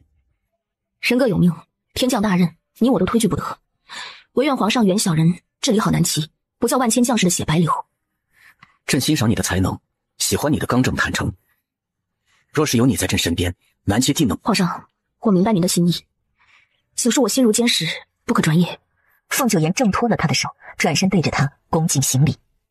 如果他这么容易喜欢上另一个人，对为他而死的段怀旭太不公平。萧玉那阴晴不定、唯我独尊的脾气秉性，他确实喜欢不来。我们该回宫了。朕的本意不是要逼你接受朕，只是想让你离朕近些，想让你忘记过去。自己的过去，凭什么萧玉让他忘，他就得忘？皇上，南晋战报，南疆与北燕大军联合，陈边与我南晋，朕是一触即发。皇上，北燕唯恐天下不乱，南疆定是受了他们的挑拨，还请速速回宫，召集大臣们商议。萧玉不舍那漫天的孔明灯，这是他专门为凤九言放的，一共3000盏，并且他方才想对凤九言说的话还没有说完，奈何碰上这南境战报，只好将私事放在一边。回宫。这一夜，御书房的灯火亮了一宿。皇上，北燕其心可诛，南疆为他们所利用，当局者迷。臣认为主要在于南疆，若能与他们谈拢，这仗便打不起来。皇上，南疆小国，不如趁着这次直接将其拿下，让他和梁国一样，成为我南齐附属的藩国啊！北燕咄咄逼人，南疆也没得选，这一战免不得了。皇上，眼下该考虑的是此战由谁挂帅。众人意见不一，约莫子时都说服不了彼此，萧玉便让他们都退下了。出来吧。你也都听见了，说说你怎么想？后宫不得参政，但凤九言不只是他的皇后，更是他的良将。战为下策，和为中策。那么什么是上策？不战而胜，乃为上策。少将军，你未免太狂狷了些。不战而胜，他压根儿没想过，但他对凤九言很是信任。你细说说，要如何不战而胜？皇上，您可愿御驾亲征？朕若御驾亲征，你可会同行？或需留在宫中处理庶务。那朕不去。萧玉果断地拒绝了，不想他觉得自己贪生怕死。萧玉补充了句：南齐上下难道没有可用的将领吗？皇上，让您御驾亲征，并非是真的领兵作战。南疆人心比天高，俗称好面子，他们也不想战，无奈受北燕挑拨，不战便是丢份儿。您表面御驾亲征，实则私下会见南疆王，只要给足他们情面，他们自会配合着您退兵。哦，只要让他们面子上过得去，他们就会退兵。朕要对他们伏低作小，让他们出气吗？不，怎能让您做这等丢份的事情？接下去，他和萧玉说了自己的计划。凤九言对着那余途侃侃而谈，萧玉在一旁听得尤为认真，频频点头。朕白白和那些大臣商议了许久，下次倒不如直接与你商议。群策群力，若非他们，我也想不到这些。真的不能同行吗？契书上只有1年，他此次去南境，一来一回，少说也得2、3个月。何得留下，做个称职的皇后？到如今，你还要装作不知吗？朕写那契书，本意是想与你朝朝暮暮。萧玉步步紧逼，就是知道，才不同你一起去战场。皇上，正事为重，我还要查找那下毒之人。若朕定要你随军，那只怕您会担上个昏庸好色的罪名。此番让您御驾亲征，也是在帮您拉拢民心。您确定要得不偿失？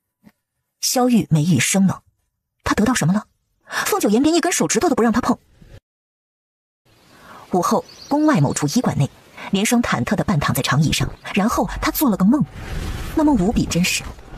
连双的梦里，耳边充斥着惨叫声，眼前所见都是残忍暴怒的景象，好多人死在他面前。血，好多血！好了，没事了。这位姑娘受的刺激太大，想让她一次就回忆起来，有些难。听我说，如果你害怕，我们就回去。这件事不是非得要你做，不要勉强自己。我可以。接下去几天，凤九言日日带连双出宫，连双一天比一天坚持的久。终于，这一天他想起了所有事情。娘娘，奴婢见过那九尾蛇图样的，是他杀了祖父，是他。那天晚上，好多官兵，奶娘将我藏在祖父的书房。我看见2个男人，他们和祖父说话，祖父很生气。突然又出现一个人，那人穿着黑色的斗篷，看不见脸，他抓着祖父的下颚，把一条很长的，好像蜈蚣的毒虫喂进了祖父的嘴里。听到这儿，察觉到陈家的案子不是表面那么简单。那害死祖父的黑衣人，他衣服上就绣着9尾蛇。除此之外，还有什么？还有，对了，还有6根手指，其中1根手指上带着斑，上面刻着字，奴婢不认得，但看着很贵重，有一圈彩色的宝石。回到永和宫，萧玉这几日准备出兵之事，一直没见着皇后。朕后天便要出征了。是。朕会尽早回来。是，您多保重。你又在看什么？扳指。连双什么都想起来了。皇上，当年陈老太傅那件案子，您知道多少？可否与我细说说？你问这个做甚？他2天后就走了，凤九言就不能与他说些别的？至少关心关心他，应该的东西有没有落下？我怀疑那案子有内情。什么内情？陈家的卷宗上说，陈老太傅畏罪，服毒自杀。但根据连双的回忆，陈老太傅是被人所害。哦，确有此事。不太可能有假。陈家无辜与否，我不敢断言，但必定有双手在暗中操控着。你说的有道理，但此案牵涉甚广，并且已经过去许多年，想要找出那些罪魁，难如登天。查案是官府的事，我要做的是找出这扳指的主人。朕清楚了。但眼下他得以南境的战事为重。萧逸走出内殿的张子门，连双突然跪在他面前。皇上，陈家一定有冤情，奴婢斗胆，恳请您派人重审。单凭你幼年时的记忆，如何能翻案重审？你是皇后的婢女，朕饶过你这次。以后在这宫里，谨记自己的身份，莫有胡言乱语。连双咬了咬唇，卑微的称是。他走后，凤九言也出来了。起来。娘娘，奴婢没有，什么都做不了。陈家的案子已经过去许多年，且不说难以复查，即便可以，那你这个陈家后人多少会背上相应的罪责。隐瞒身份，混入宫中，此事还牵扯到废太子给陈家定罪的先帝。是以，除非你有确切的证据，否则便是让别人承担一切后果了。娘娘，难道就不能再查了吗？能，但不是现在。是，娘娘。话音刚落，长公主来了。长公主3天2头的来，永和宫里的人都习以为常。慈宁宫得知长公主又去找皇后了，太后脸色愁烦。哎呀，这孩子到底怎么想的呀？啊，皇后究竟做了什么？皇后至少坦荡，不像宫里的其他人。桂嬷嬷心想，完了完了，连宁妃都觉得皇后娘娘好了，这都是中了什么邪了呀？2天后，皇帝出征，皇后携后宫众人将人送到宫门。众妃嫔纷纷送上亲手缝制的护具，依依不舍。萧玉却只期盼着皇后会送她什么。凤九言没有将她当作自己的夫君，更多的是当作君主。是以，他恭敬地送其言：“望皇上早日凯旋。”萧玉就不该期待什么。出宫门后，帝王骑着马在前方，陈吉从后面跟上，腰间挂着一个惹眼的香囊。谁送的？回皇上，一个宫女，说是南疆多毒瘴，能防身。说完，他便觉得皇上的眼神有些怨怼。萧玉目视远方，皇后如此了解南疆，却不给他准备任何避毒之物，莫不是盼着他死在南境？历时20日，萧玉带领着大军行至南境。南境的将士们列阵，恭迎圣驾。萧玉没有片刻停歇，率先前往2国边境了解战况，直到太阳下山，他才回到营帐。彼时他已是心力交瘁，看到陈吉腰间晃动的香囊，越发气郁。但细想，他也没什么好怨的。皇后心中没有他，自然不会想着关心他的安危，更别说亲手为他缝制香囊。皇上，外面有人求见。某个瞬间，他甚至想着，皇后偷偷跟来了。旋即，他冷下脸来，自己都瞧不起自己。令他稍感意外的是，来人不是别人，而是阮福玉。阮福玉是苏焕的红颜知己，还是南疆人。如今2国即将开战，阮福玉来此作甚？苏焕受人之托，又来托我，给你们南齐大军送些避毒丹药，药就在外面，必要时候服用1颗，能保命。萧玉眼神微变，苏焕又是受谁所托？难道是皇后？阮福玉这种帮着敌国对付本国的行为，难免叫人生疑。皇上，谨防有诈。哼，不信是吧？那这是苏焕交给我的信，让我转交给齐皇。萧玉打开信，却是皇后的笔迹。他没猜错，原来真是皇后托了苏焕。将要收了。阮福玉送完丹药就走了，生怕被人发现。南境，萧玉按照凤九言提出的计划，与2国边境私下会见了南疆王。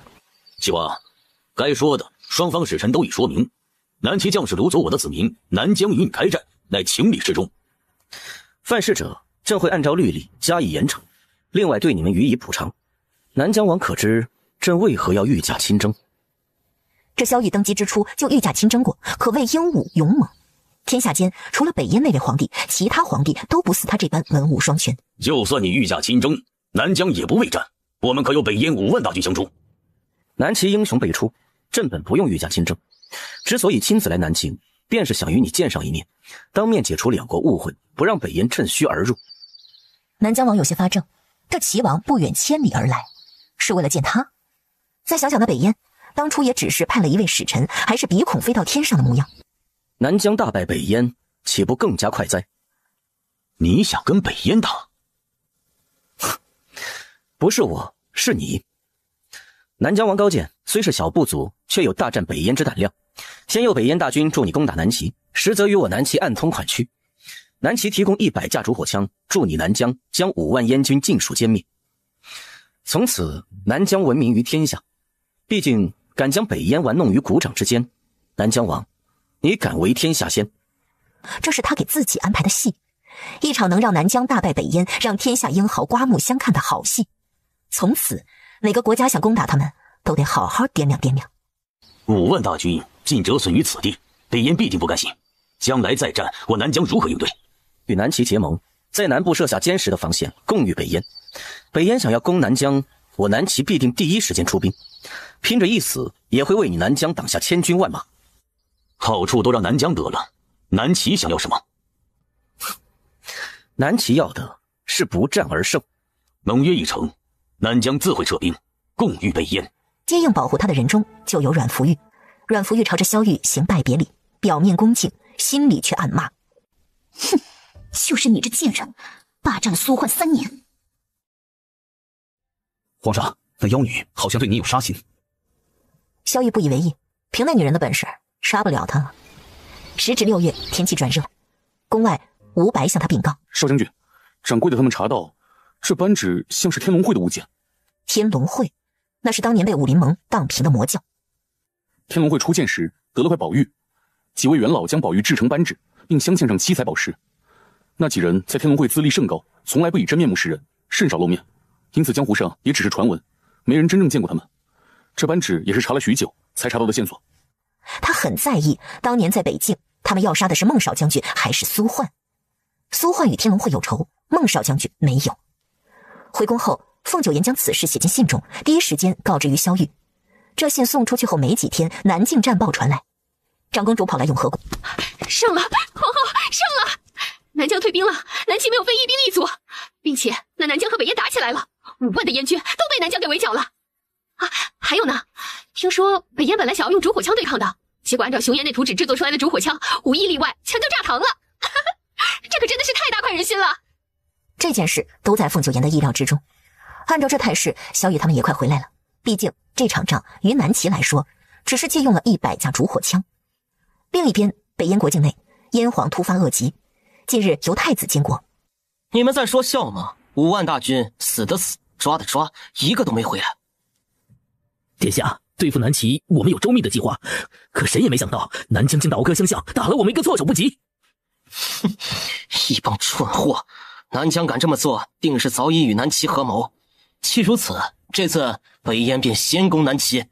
太子殿下，战事刚休，不可贸然派兵啊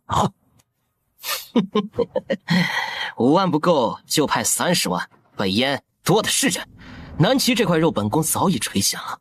这次本宫要他萧玉有来无回。燕皇素来保守作战，而这太子，根本就是个好战的疯子。萧玉原本都打算拔营回皇城，却被拖住。燕太子手段狠辣，不顾手底下士兵的性命，让他们做人肉箭靶，而后不知用什么法子引来数万只蝗虫，吃尽南齐粮草，同时切断了南齐的粮道。南齐危机至，连着派出几批粮草，都是还没到南境就被人劫了，连朝廷的粮草监运官都被砍杀。还有传言，皇上已被燕太子射杀。消息传到皇城，有谁愿做粮草监运？眼看皇上在南境有难，却无人可用。若非他还要在皇城监国，早已亲自上阵了。王爷，已经死了好几位监运官了，当务之急是要剿灭劫粮草的贼人，否则我们送一批劫一批，不值当啊！王爷，下官愿意领兵增援南境。早在2个月前，皇上给他的最后一封信上就明确写着，不能再派兵去南境。永和宫，会这粮草的事儿，前朝也是不可开交，一个个都在互相推诿，贪生怕死。还有那陈王，他人在徐州城，话却传到了皇城里，说什么皇上生死未卜，国不可一日无主，本王受先帝托梦，临危受命，行监国之权。更可笑的是，朝中还真有人支持陈王。皇后，如今内忧外患，光靠瑞王在那撑着，定是不行的。我很担心皇上。萧玉被困南境，凤九岩自认为难辞其咎，是他错估了北燕。以燕皇的性子，损失5万兵力，定不会贸然派兵。燕太子与其父截然不同，那是个彻头彻尾的疯子，否则也不会被燕皇3立2废，甚至将人囚禁在东宫。而今燕太子执掌北燕大权，不仅是南齐的危机，更是北燕本国的危机。这才短短1个月不到，北燕新派的30万大军已经死伤近10万。武艺超群，能否去一趟南境，将皇上救回来？无人做这粮草监运官，本宫来做。你是要运送粮草，还是去救皇上？对凤九岩而言，这并不需要2选1，粮草要送，皇帝也要救。永和宫正殿，瑞王隔着块屏风。事情便是如此，皇嫂，陈王步步紧逼，我们骑虎难下。此次粮草运送至关重要，皇嫂需要多少人手？尽管说，我们务必要确保这批粮草能够顺利抵达南境。人手不必多，只要他们信得过，并且够听话。我知道你有武功在身，但小心驶得万年船。我怀疑前几批粮草遭劫，很可能是陈王暗中使绊子，他已经盯上你，就绝不会让你顺利到达南境，还是多一些人手为好。你既知道陈王有问题，就该好好查查。至于这粮草监运一事，本宫自有安排。是。次日，其他人都走后，凤九岩正色道：本宫离宫期间，后宫庶务便由你和贤妃负责。臣妾定会好好做。贤妃身子弱，你难免要多做些。还有，适当收一收你这脾气，莫要结党欺人。臣妾可没欺负谁。本宫有眼睛，会看。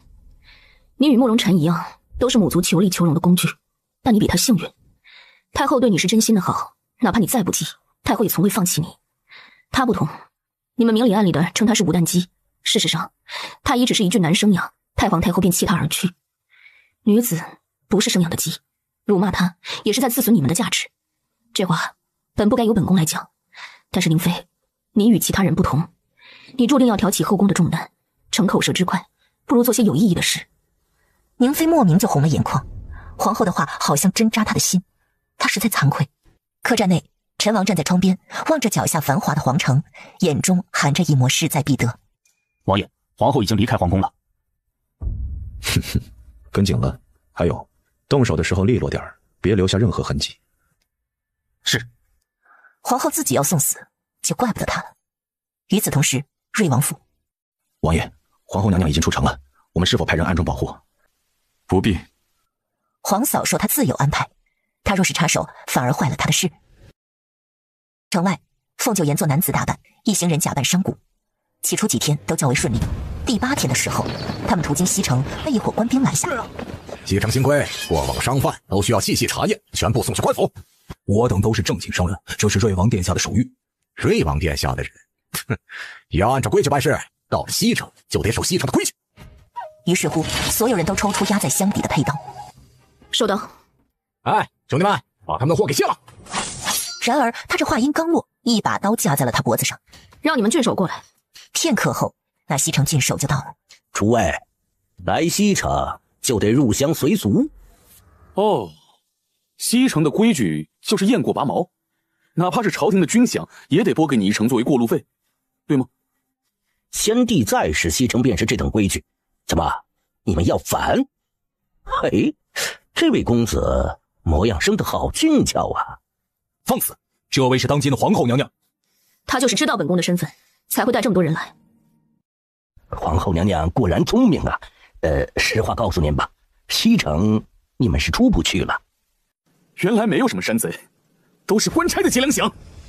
皇上与南齐将士正在艰苦作战，你们难道不是南齐百姓吗？既然做出此等蠢事，南齐亡了，与你们又有何益处？你们错了，南齐不会亡。是那狗皇帝凶多吉少，这南齐的天下很快就是陈王殿下的了。凤九言面无表情的给了伍佰一个手势，旋即对着那西城郡守的脑袋轰去。打得赢，别说1成，就是全部给你们也可。你们谁要上？皇城，王爷，城西郡守死了。怎么死的？是主火枪，死无全尸啊！皇后放出话去，谁敢阻拦莱阳草运送，便是城西郡守那样的下场。那主火枪当真有这么厉害？还有啊，本王安排的那些人岂是贪生怕死之辈？也有继续阻拦的，但是无一例外，全都被主火枪给轰死了。来啊，随本王去瑞王府。苏画，我们这么久不见，一见面你就要跟我借人？痛快话，能不能借？当然能借，可你得告诉我你要做什么。杀人。行，但有个条件，带我一块儿去。南境军营里，萧玉已经盯着那沙滩看了许久。以目前的兵力，拖死了北燕4万士兵，不亏。皇上，还请您速速离开南境，回皇城。皇上，北燕的火龙已到，燕太子是要跟我们同归于尽呐！皇上，您是一国之君啊，南齐不能没有您。朕找你们来是商议作战之策，如果来回就是这结局，就滚出去！皇上实在没必要陪他们一起等死啊！宋将军，那位宋将军突然倒了下去，但众人对此习以为常。粮草尽毁，他们已经2个多月没有好好吃过一顿饭了。送他回去休息。是，皇上。众将领离开后，皇上，火龙一出，无人能够生还，属下恳请您三思。哼，不是活着出去，就是生还。有时候活着不如死了。一个抛下自己百姓和士兵的皇帝，只会遗臭万年。皇后更加瞧不上他了。今夜先进宫这处。我认为应该先吃饭。闻言，萧玉只觉得是幻梦，他不可置信地抬头，看到眼前人，萧玉的脸色不似往日那样冷静自持，他漆黑的瞳孔放大又放大。皇后，你……陈吉也是无比错愕，皇后娘娘怎会出现在此地？眼前突然闪过一道影，再一看，皇上已经疾步冲过去，一把将皇后娘娘拥入怀中。陈吉见此，马上默默退了出去。这是他打过的最没底的一场仗。那燕太子根本不按照兵法，尽是阴招。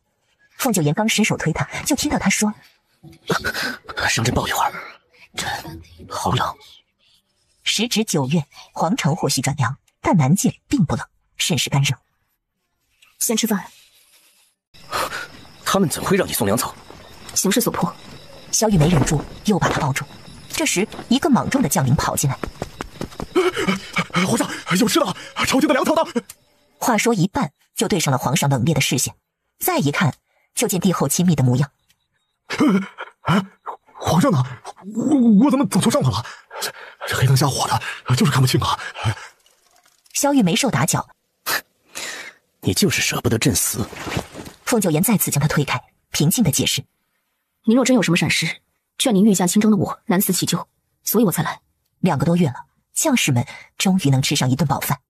他们并不知道皇后这一路护送粮草有多么惊心动魄，又是多少人的血换来的他们这顿饭。”皇上，娘娘，用膳了。萧玉是皇帝，将士们饿肚子也不会饿着他，但他也好些日子没碰肉了。今日这顿饭还有这人，他都盼了许久。此番运粮不宜写太多，我这趟打下头阵，剩下的粮草会陆续送来。朝中近况如何？都好。别骗朕了，若是一切都好，怎会让你做粮草监运官，还需你如此费心的分批运送粮草？确实有些麻烦，瑞王能处理。您为何不先撤回皇城？朕是皇帝，粮草已达。今夜此时，朕安排人护送你离开。在边境时，我听说了，北燕要出动火龙，您是因为他才不让瑞王派兵增援的吗？增援就是送死，这个道理你比朕懂。那些兵力应该用在后续的反攻上。那您呢？明知火龙足以摧毁整个南大营，您还不走？若是连南境都守不住，朕有何颜面做这南齐之主？天塌了个儿高的顶着，朕便是那个个儿高的。朕有分寸，不至于真的死在这儿。这些日子，朕陆续派人反攻，以摸透火龙所在的位置。我留下。凤九言决然道。萧玉虽然诧异，但也在情理之中，是以他没再提送他走的事。皇后娘娘真好看啊！我以后娶媳妇也娶这样的。去你的！你倒是挺敢想啊！啊！话说回来，你们不觉得奇怪啊？怎么会让皇后监狱粮草呢？贪官横行，因是怕这粮草被人给昧了吧？也是，还得是自己媳妇会心疼人，别人可不会管皇上。参见皇上，皇后娘娘。不必多礼，你们继续。方才那话他听着很受用，不过正事要紧，他转而带着凤九言去查看地形，至少要拖住燕军1个月。何解？监狱粮草前，我就已经派人去北燕。这场仗的根源在于燕太子，能制住他的只有燕皇。你想让燕皇召回太子？燕皇重病缠身，只怕不久于人世，否则不会眼看着燕太子拿30万燕军玩闹。重病是燕太子对外的说辞，此前燕太子一直被禁于东宫，忽然掌权，太过巧合。你怀疑燕太子谋害亲父？是。皇上可有听过北燕的哀歌？少将军果真是上战攻心。半个时辰后，南齐大营唱起了北燕的哀歌。这哀歌是下葬时所唱，北燕人尽皆知。歌声传到北燕军营，将士们无不怀着复杂的心情。太子殿下根本没把我们当人看，我们来这儿不是送死的。将军，这仗还有必要打下去吗？每天都有人死，他们不是死在敌军的刀剑之下，而是……住口！一支利箭飞出，直接要了方才那士兵的命。哼，四面楚歌，这种伎俩你们看不透吗？谁胆敢再动摇军心，本宫剥了他的皮！南齐军营，军中不比皇宫，没有那么多帐篷。凤九言只能与萧玉同榻而眠。时值夏日，夜间睡觉无需盖被褥。依着凤九言的性子，就是让他席地而睡也无妨。但这军营人多眼杂，他不好随性而为。你先睡，朕还要与几位将领商议战略。凤九言这一路着实辛苦，连着2天没睡。不过一会儿他就入睡了。他一瞬不瞬地望着床榻上的人，不自觉地伸手轻抚他眉眼、嘴唇。为了让凤九言睡得舒服些，萧玉拿了本书当作扇子驱赶那些蚊虫。这一幕，任谁见了都觉得诧异。一国之君竟然在给别人打扇，示意凤九言被渴醒。怎么醒了？您怎么还未安歇？朕在思虑明日反攻一事。那也别整这出啊！大晚上的醒来，心差点漏跳了一拍。北燕军大营，报！太子，有消息称齐人已夺回粮道，还杀光了我们的人。南齐军营已被我军牵制，如何能夺粮道？现场有残余的毒瘴痕迹，必然有南疆在暗中相助。哼，南疆弹丸小国，竟如此不识抬举。太子，南疆已经和南齐签订盟约，想来是怕唇亡齿寒。若是不想南疆插手此事，不如派使臣前往。区区一个南疆本宫还会怕他？待本宫攻破南齐，自有他南疆好看。燕太子打断了下属的提议，并非他自大，实是因为目前只剩下20万不到的兵力，应当集中攻打南齐，不能分散。还有什么事？回太子，属下不知此事是否值得报与您知晓。南齐此次的粮草监运官是他们的皇后。皇后？一个女人？他早已探查到，南齐几次送粮都被本国的贼匪所掳。这皇后到底什么来历，竟能斗个贼匪？翌日一大早，南齐军营来了个不速之客。皇上，南疆王女和使臣求见。齐皇，盟约上言，南疆有难，南齐必要出手相助，但没说南齐有难，南疆也该相助。毕竟你们南齐是大国，哪有靠我们小国的道理呢？如果你愿意娶我，那我们就是一家，南疆将士定能助你一臂之力。原来是落花有情啊！此前父王来与南齐皇帝商谈盟约时，他乔装成侍卫见到了齐皇，只一眼他便动了心。原本父王早就有意增援粮草，是他拦了下来，这样他才能拿捏得住齐皇。送客，他算什么东西，也配要挟他？南疆王女。帐篷内，凤九言听完萧玉的讲述，有些许诧异，一不小心他就说了心里话。听说他眼光甚高，怎会看上您？这哪里就差了？他就不该同凤九言说这事儿，纯纯的自取其辱。寻常人不是应该说那南疆王女不自量力吗？并非您不够好，实是那南疆王女乃守旧派，奉行的是一夫一妻，不与他人共侍一夫。您这样的，在那些守旧派眼中不算良配。原来你也是南疆守旧派。今日您打算如何反攻？派3000士兵正面挺进死亡谷，2翼各安排1万兵力护卫并进，一共23000人。此战为何？将燕军赶出死亡谷。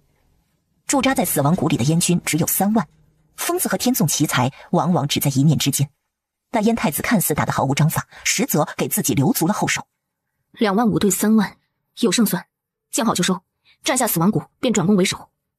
为了这一战，朕和几位将领早已做好万全的部署。凤九言相信他能成。这2个月里，看似北燕占尽上风，何尝不是萧玉故意为之？兵分2路吧，您领兵反攻，我差人去燕军主大营查探。查探什么？去看看那火龙。当天南齐反攻，将士们吃饱饭都有了力气。行动前，萧玉诓骗他们：你们也都看见了，运来的粮食不多，只够5日。既尝过了饱腹的滋味，哪个还想挨饿？你们该当如何？去抢燕军的粮。太子殿下，齐军攻来了。他站在战车高处，瞭望着远处。崎岖的死亡谷，那些齐军如同蝼蚁。哼，这么点兵力也拿得出手，齐皇这是看不起谁？把他们打回去！太子，两边也有齐军，他们是何时冒出来的？燕太子眉头一横，打！不好，太子，齐军用上烛火枪了！燕太子的眼神变得森寒。烛火枪算什么？他有火龙。死亡谷的高处，皇上，燕军出动火龙了。直到4个时辰后，前面传来胜利的喜讯，众将领才真的松了口气。死亡谷一战，燕军伤亡大半，本该第一时间撤出死亡谷，燕太子却下了命令，死守，只要他们退回，就会死在自己人手里。燕太子则早已退离到后方的主大营。报！太子，3万大军全军覆没。哼，3万对他们2万多，怎会失手？太子，我燕军个个骁勇善战，是南齐卑劣，用那新式的烛火枪，哪怕是见我们搬出火龙，他们也不怕。不怕死是吗？传本宫的旨意，谁能抢下一架烛火枪，赏金1万两。重金之下必有勇夫。早前那熊爷没本事，没能画出准确的兵器图，那就直接将南齐的烛火枪抢来，拆开来，好好看个究竟。南齐占下死亡谷，当晚大肆庆贺，但萧玉和凤九言都清楚，这只是开始。几天后，皇城，瑞王同样收到皇后已抵达南境的消息。王爷，我军还抢回了2道，可喜可贺。如此甚好。今日属下去送饭，发现昨日的饭一口没动。话音刚落，瑞王便起身走了出去。不多时，瑞王进入一间密室。你还要管我多久？我求你放我出去好不好？我是皇上的女人，你不能这样对我。半个时辰后，瑞王从密室出来，温和的眉宇附着些许玉色，脖颈上被抓出几道红痕。他不想吃，就饿他2天。是。南境，吴白暗中潜入北燕军营，却没有打探到火龙的位置。是以凤九言有个大胆的想法。不行，朕不能让你去冒险。北燕能强大的称王称霸，正是靠着那火龙。此前他一直被北燕藏着，无法窥其全貌。若有可能，我想看看他是如何制成。没有火龙，朕照样不怕北燕。您当真不怕吗？远的不说，就说眼前这一战，打到最后，燕太子被逼急，定会用上火龙。所以我们必须先毁了他。请您相信，我一定能平安回来。萧玉将信号弹塞到他手里。遇上危险就打开它。有个南疆使臣求见。军中实在无趣的很呐，这是送人来给本太子尽兴的吗？让他进来。遵命。片刻后，假扮成南疆使者的凤九言进入帐篷。他打扮成男子。你便是南疆使臣，过来做甚？凤九言没有流露出惧怕，恭敬地对他行了一礼。我王派外臣前来，是为结盟。南疆既然要做那萧玉的狗，怎么突然要背叛？莫不是诈降？是不能吧？据本太子所知，南齐现在可有20万大军。人多有何用？贵国的火龙一出，都要死。这话倒是没错，南齐必输。北燕也不见得会赢。你胡说什么？真想死不成？太子只顾着南齐，却没顾好后方。现在诸国都已知晓火龙来到此处，皆派出顶级的暗探和铸造师，他们都已经盯上了你手里的火龙。太子，你即便能赢下和南齐的一战，也是险胜，剩下的兵力肯定不足以安然带着火龙回到北燕。若北燕与南疆结盟，集2国之力一同攻打南齐，能减少贵国的兵力损失。哼，南疆背叛南齐，如何确保不会背叛北燕？南疆背叛的从来不是哪一国，而是弱者。你这使臣说话倒是好听，不过本太子最讨厌的就是2面3刀之人。来人，上！燕太子一声令下，侍卫便对凤九言拔刀相向。可刚要攻上去，却见他往地上扔了什么，旋即散开一阵白雾。等到拨开烟雾时，凤九言早已逃之夭夭。人已走远，还在对燕太子隔空传音：太子殿下既无结盟之意，那这火龙我们也就不客气。追，给本宫把人抓回来，生要见人，死要见尸。你亲自去到后面，火龙有任何闪失，本宫诛你9族。侍卫立马领命。殊不知他前脚刚走，凤九言就悄然跟上了。这一招投石问路，目前看来很顺利。你们几个都听着，太子有令，这几日增加轮值人数，谨防有人前来偷盗。待那传话的侍卫走后，凤九言射出袖箭，随后不过一会儿功夫，那些士兵全部倒地。整个火龙由弹药、支架座、炮筒3部分组成，缺一不可。凤九言现在看到的是支架座和炮筒组成的发射器具，相当于主火枪的主架枪管。燕太子很谨慎，没有将弹药和他们放在一起。凤九言细细查看，逐渐在脑海中形成一张张图纸，不断的增加完善，脸色倏然一变。那脚步声由远及近，突然一道人影闪现在他身后，那人的一掌落在火龙上，随即又转身朝他攻来。后者武功不差。哼，好一个投石问路，本太子险些就被你给骗了，你到底是谁？凤九言已经跃上了树，燕太子也要跟着上去抓人时，却见他打开了火折子。宛若雷鸣的响动令密林剧烈震动，这是震天雷的威力，看着平平无奇，却有巨大威力。燕太子这才意识到，难怪那使臣身上有股硫磺粉味，原是用来掩盖震天雷的气味。他动作极快，才没有被炸死，其他人就没这么好运了。燕太子一手捂着口鼻，一手挥开眼前的灰雾，原本好好的火龙塌了大半，最脆弱的支架就这么4分5裂。凤九言轻功甚好，但强中自有强中手。他刚越过边境，后面的杀手越来越逼近，眼看着杀手就要追上自己，突然间，远处一支利箭射来，正中那杀手的额头。随后转头看见了萧玉。南大营地后的帐篷外，吴白和陈吉双双守卫着，好似谁也不服谁，全程没看彼此一眼。帐篷里，凤九言顾不上和萧玉说明什么，迅速将脑海里的图纸画下来。萧玉想让他去其身上的硫磺味都忍着没开口，生怕打断他的思绪。毕竟他现在画的是那火龙的兵器图。完了？不，还差一点。能画出这些已经很了不得了。清洗一下，好好睡一觉。就算制不出火龙，南齐也不会一直被燕掣肘。何况你这次毁了那火龙，接下去齐军便无后顾之忧了。的主将曾是慕容杰，他出身世家，什么都要最好的。为了洗澡能舒坦些，他当年让人修建了浴池。这浴池在大营后方，引流山涧清泉水，用完还能排出去，颇为便利。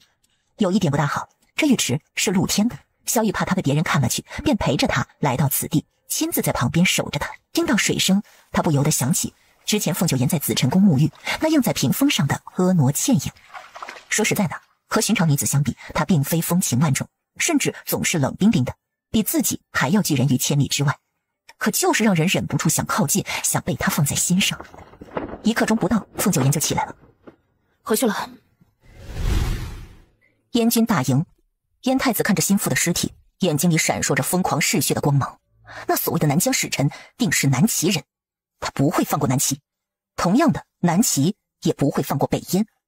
北燕没了火龙，就好比老虎没了利齿。次日，萧玉集结了所有兵力，全面越过死亡谷。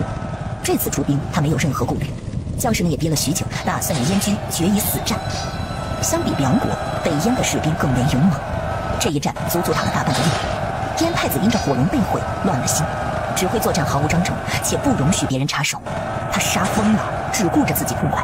时间一天天过去，萧玉也肉眼可见的暴躁。燕军顽抗，这一战无休无止。10月底，北燕已如强弩之末。就在燕太子疯狂地让将士们和震天雷绑在一起，让他们用身体去炸死那些齐人之际，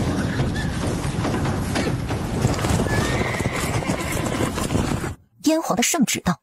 和圣旨一起抵达的还有内宫高手们，他们强行将燕太子绑了，丢进马车里。放开本宫，本宫就要攻下南齐了，他们都得死，都得死！将在外军令有所不受，有所不受啊！父皇，您老了。燕皇布置民间收兵，还派遣使臣与南齐讲和。因着逆子的错，他承诺会赔偿南齐在此战中的所有损失，并且10年内不会侵犯南齐一分一厘。这要的是燕皇的降书，否则你以为凭着仅剩的3万大军，你们走得掉？请容外臣请示武皇圣意，再给齐皇年答复。北燕皇眼睛红肿，怒喝难平。孽子，朕怎么就生了这么个孽子啊！皇后跪在地上，泪流满面的央求：皇上，太子只是想为您出口恶气呀！是那南疆反复小人联合南齐，坑害了我们5万大军，太子看不过在。出口！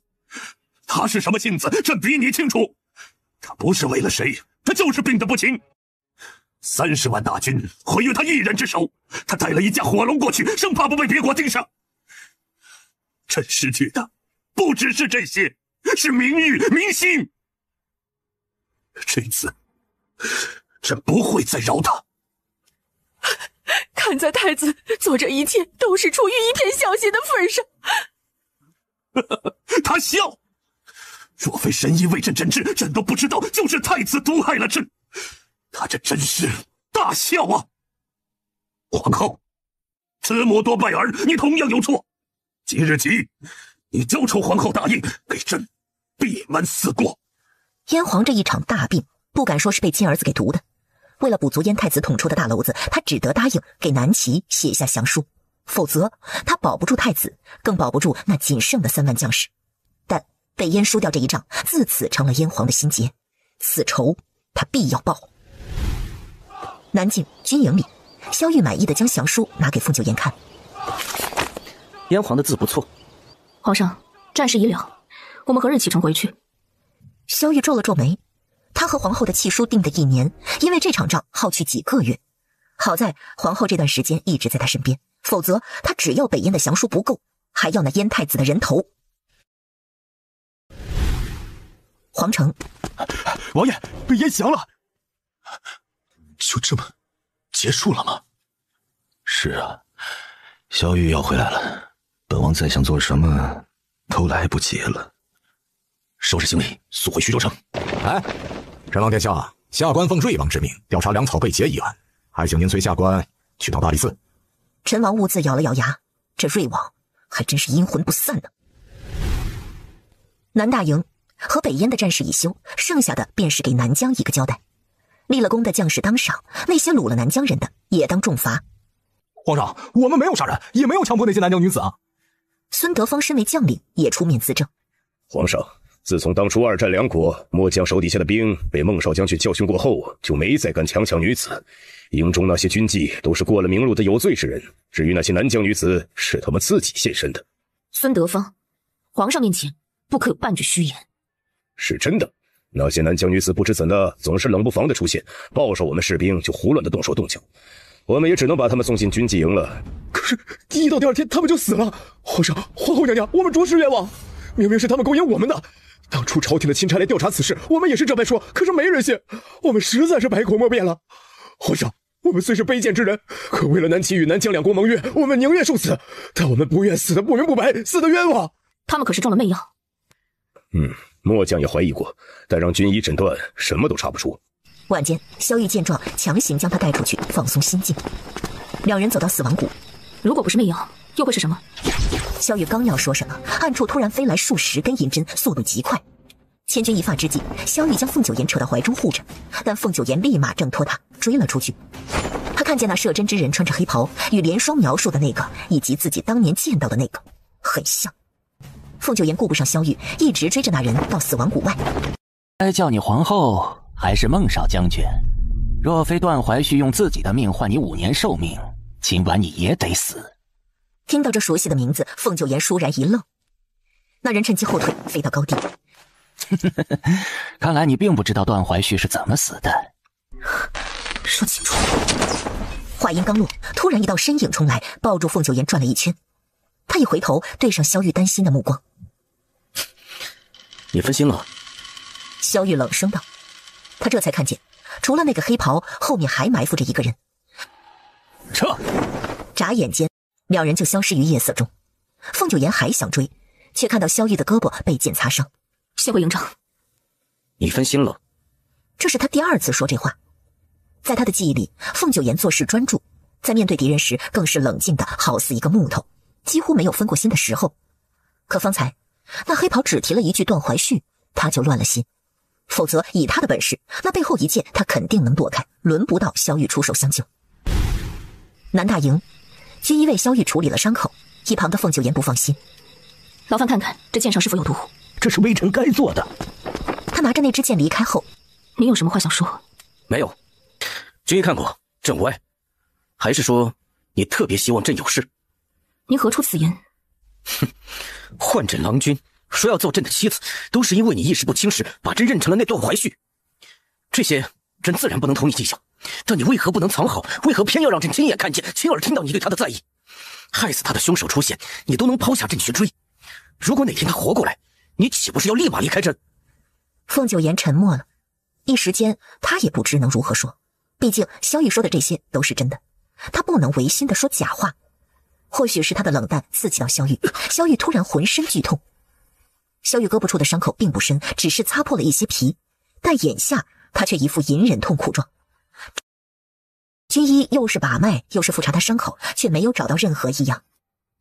你这剑呢？你看过没有？剑也没有任何问题呀。军医走后，朕这是怎么了？突然，凤九言想起那些南疆女子之死。你可想碰我？我怀疑，您和之前那些南疆女子一样，都是中了某种无法诊出的毒物。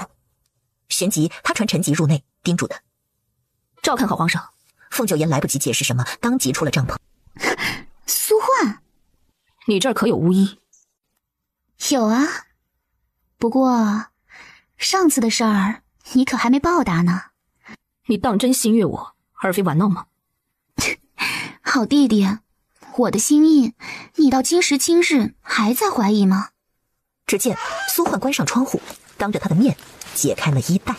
你怎么会？凤九言又撕下那假喉结，坦然承认：我是女子。女子？你居然是女子！凤九言重新穿上衣服，对着他颇为郑重地行了个江湖礼，赔罪。你我多年好友，我对你的情义不假，也无心负你误你。今日我自揭女子身，不求你谅解，请借我巫医一用，事后我必负荆请罪，任你折磨解妻。你竟是女子，真是太好了。苏焕啊苏焕，你知道我为何喜欢你吗？就因为你身上那股不像男人的劲儿。你知道的，我最讨厌那些臭男人。从小到大，我想亲近的都是女子，直到遇见你，我还以为自己又开始喜欢男人了呢。你什么毛病？苏焕，你是我一个人的。你想要巫师什么？我马上安排。阮福玉的疯癫远远胜过以为苏焕是男子的时候。凤九言稍微松了口气，至少这巫医是借道。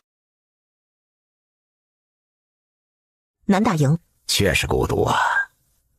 萧玉眉峰紧脸，难以忍受时，便抓握住凤九言的手。你既能诊断出来，可有法子解？虽是孤独，但我却闻所未闻，帮不了您。是蛊毒，便与南疆脱不了干系。属下愿带兵。你退下。凤九言打断他的话，陈吉担心皇上，才失了分寸。属下去外面守着。你不能治，其他巫医呢？这位夫人，我敢说整个南疆，我不能解得蛊毒，旁人也解不了。夫人，我猜测此乃阴蛊，尊夫若能生生熬过去，见到明日的太阳，说不定有一丝生机呀。1个时辰后，此时萧玉已经有些意识不清了，却还知道牢牢抓着凤九言。这水里他放了许多草药，萧玉无力地靠在水池边，巫医不顶用，凤九言只能尽自己所能的救他。我说，你记，毒发之初，全身痉挛抽透，而后好似筋脉被根根抽出，全身乏力，时而冷，时而热，这之后无法食物，更像是掉进深渊，四周黑暗，身体不断下坠，想要往上爬，想要抓住点什么，这便是此毒发的反应。若是真挺不过去，你莫让这毒害了更多人。凤九言静静地听着，注视着他。他是南齐的国君，不能死，但自己并没有那么高超的医术。皇上，只要熬到明天太阳升起，您就能活。但这个时候，萧玉已经听不见了，身体上的折磨令他几近昏厥，感受到的只有痛苦。凤九言冲着他大喊，他毫无反应。帐篷外，陈吉紧攥着双手，眼眶发红。突然，皇后出来了。你进去陪皇上。娘娘，属下不懂时针。阴蛊，或许西洋，南疆女子毒发时，就是抓着那些士兵。陈吉听明白了，随之而来的是惊愕。娘娘这是想让他伺候皇上，但为了救皇上，他没有别的选择。滚！不一会儿，他听到一声浑厚的、携着杀意的一声“滚”。他立即进去，却见陈吉正跪在水池里，试图解萧玉的腰带，简直没眼看。住手！你在干什么？皇后娘娘，您说让属下陪皇上。我让你安安分分的陪着他，不是让你动手动脚。陈吉闻言，瞬间舒了口气，赶紧后撤。凤九言实在不知道陈吉在胡乱想些什么，但萧玉被陈吉那么一通刺激，越发耐不住那疼痛，整个人脱力一般，眼看着就要滑入水中。凤九言眼疾手快，下水扶住了他。他果断吻上萧玉的唇。如果他没猜错的话，那些南疆女子对士兵们动手动脚，并非因蛊喜阳，而是太过疼痛，只能借此让自己好受些。突然，萧玉推开了他，但萧玉的视线定在他脸上，好似恢复了一些清醒。皇后，他唤他，嗓音阴哑。是我，这样好受些了吗？凤九言极为认真地问。萧玉没有说话，用行动回应了他。他紧紧抱住凤九言，让人抱着你，别离开。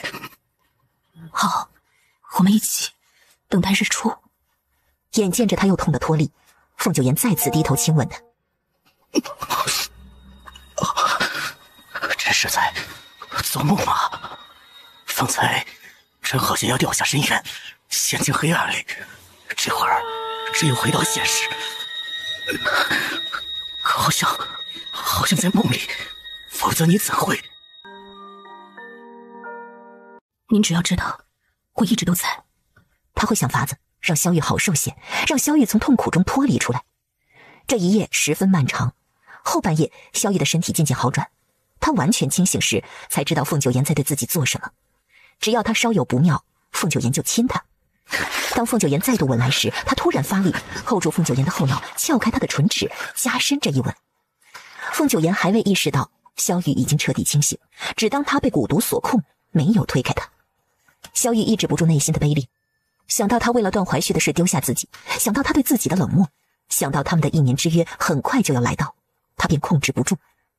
池子里的水早已冷却，但萧玉的身体是燥热的。他一手托起凤九妍的臀，让她跨坐于自己腰间，随后那手箍着她的腰，让她无法后退。萧玉的衣襟早已乱了，腰腹的线条锋利明显，紧紧地绷着。他一边吻着凤九妍，一边扯开她衣带，大掌探入她衣襟。同时那吻来到她脖子，一手扯下她肩头的衣物，附上她的肌肤，所到之处留下一个个红印。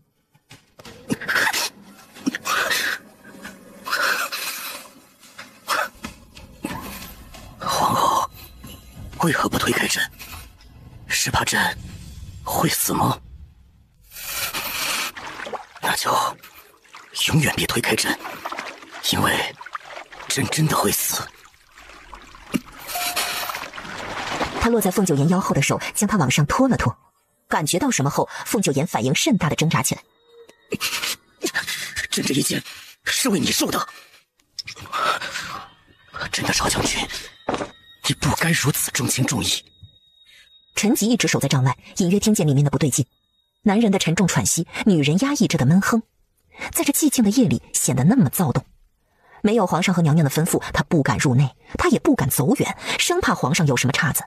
是以没人比他听得更加清楚。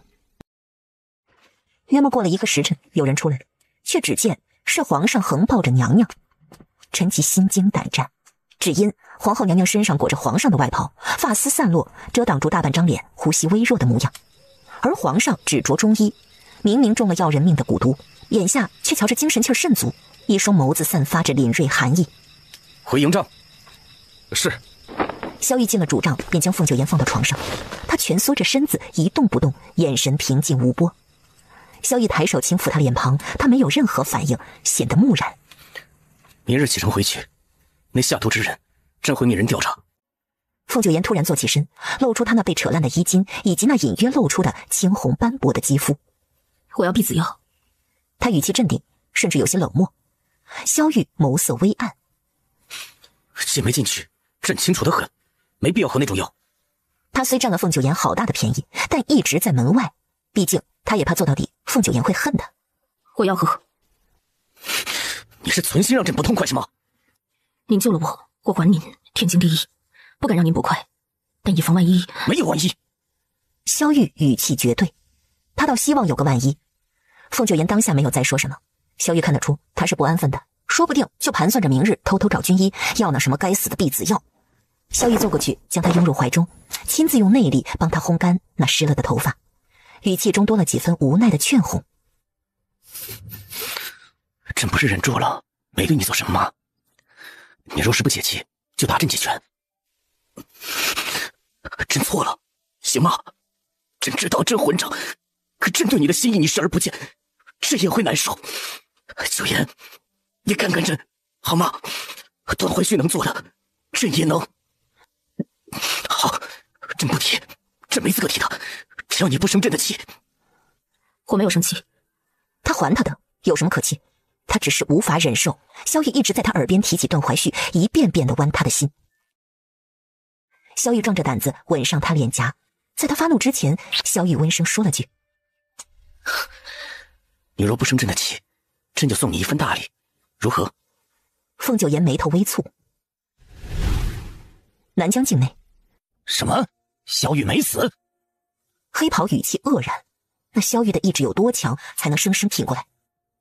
师傅，狗皇帝今日就要启程离开了，我们可以再次动手。不好了，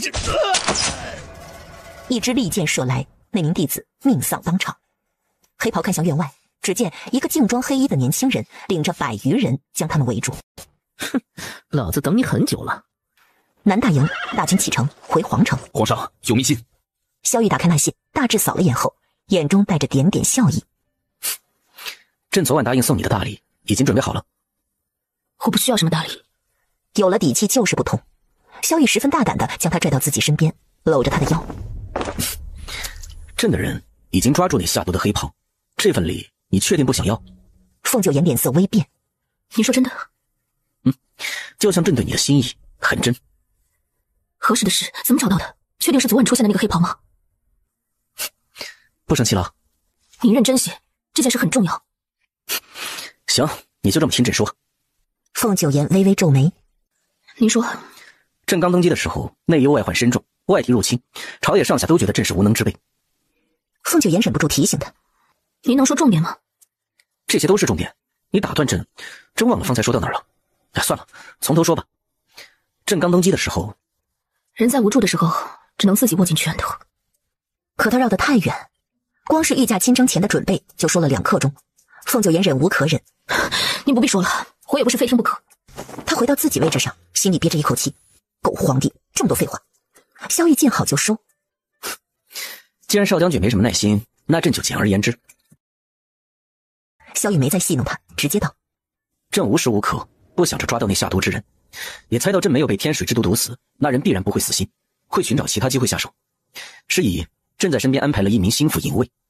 那隐卫这么多年只需要做一件事情，那就是在下毒之人出现时将其捉拿，其他时候他都与死人无异。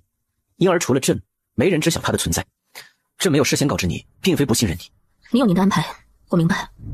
人朕被押送回皇城，我们回去后就能见到。”凤九言点了点头，心已经飞到皇城。皇城，陈王派人劫粮草，罪证确凿。瑞王得皇上密旨，将陈王关进天牢。此事惊动了太皇太后，但哪怕太皇太后出面，瑞王也没有妥协。另一边，反城大军出了泗水城，客栈便十分难寻，只能就地安营扎寨。凤九言宁可睡马车，也不想和萧玉同床。这几日，他一见到萧玉，便想到那晚发生的事，十分不适。萧玉没有勉强他，怕物极必反。私下里，将士们彼此谈论：皇上和皇后娘娘这一路好像都在闹别扭，这是怎么回事？不晓得，前些日子不都还好好呢？我知道，是皇上做了什么对不起皇后娘娘的事儿。昨日原地休整，我去引马，去牵马时，就听见马车里面皇上在跟娘娘赔服侍。我真听着了，皇上是这么说的，还跟朕生气呢，让朕摸摸你的小手。去你的！旁人直接用脚踹，这一听就是编的。马车里，凤九言难以睡着。半夜有人上来了：“夜里凉，朕怕你冻着。”现下已近11月，确实冷。他本以为萧玉送完这寿毯就该下去了，谁成想他就这么躺了下来。您这是做甚？只有一张寿毯。那您自己该就是。他无赖地靠近他，另一只手揽住他的腰。朕很冷。凤九言刚要推他，他就预判到，并且告诫他：外面都是人，闹出太大动静，不晓得还以为我们……够了，别说了。成，朕听你的。凤九言现在算是知道他有多么死缠烂打。凤九言拿开他放在自己腰上的手，翻了个身，背对着他侧躺。你确定要这般背对着朕？还不明白？你这样的姿势只会让朕忍不住想入非非。萧玉，凤九言忍不住压抑着声直呼他大名，本是十分无礼，萧玉却乐在其中，他嘴角控制不住的上扬。还不转过来？凤九言只好翻身，如同一条死鱼般平躺。萧玉下巴抬起，在他脸庞亲吻了一下。凤九言顿时如炸毛的狮子，拳头紧握。凤九言一拳过去，萧玉的下巴就这么脱臼了。挨了打，他也不长记性。次日晚上，他又放着帐篷不睡，跑来和凤九言挤。但这回他安分了，没对凤九言动手动脚，也没动嘴，就这么安安静静的躺着。凤九言这才能勉强忍受。但没过2天，他那老毛病就又犯了。这天，他们住的驿站，朕睡地上，你睡床。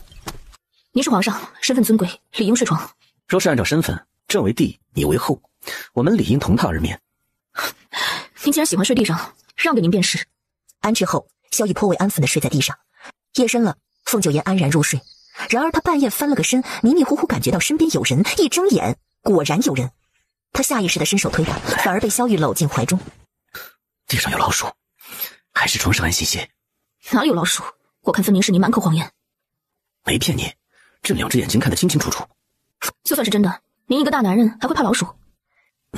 怕，朕心如擂鼓。有力的臂膀困住他。放开！朕怕你掉下床去，被那老鼠给咬了。你无耻！是你乱动，朕原本好好的。凤九言用力掰开他的手，黑着脸起身下了床。他倒要看看这房里哪来的老鼠，他要劈死他。几天后，一行人抵达皇城。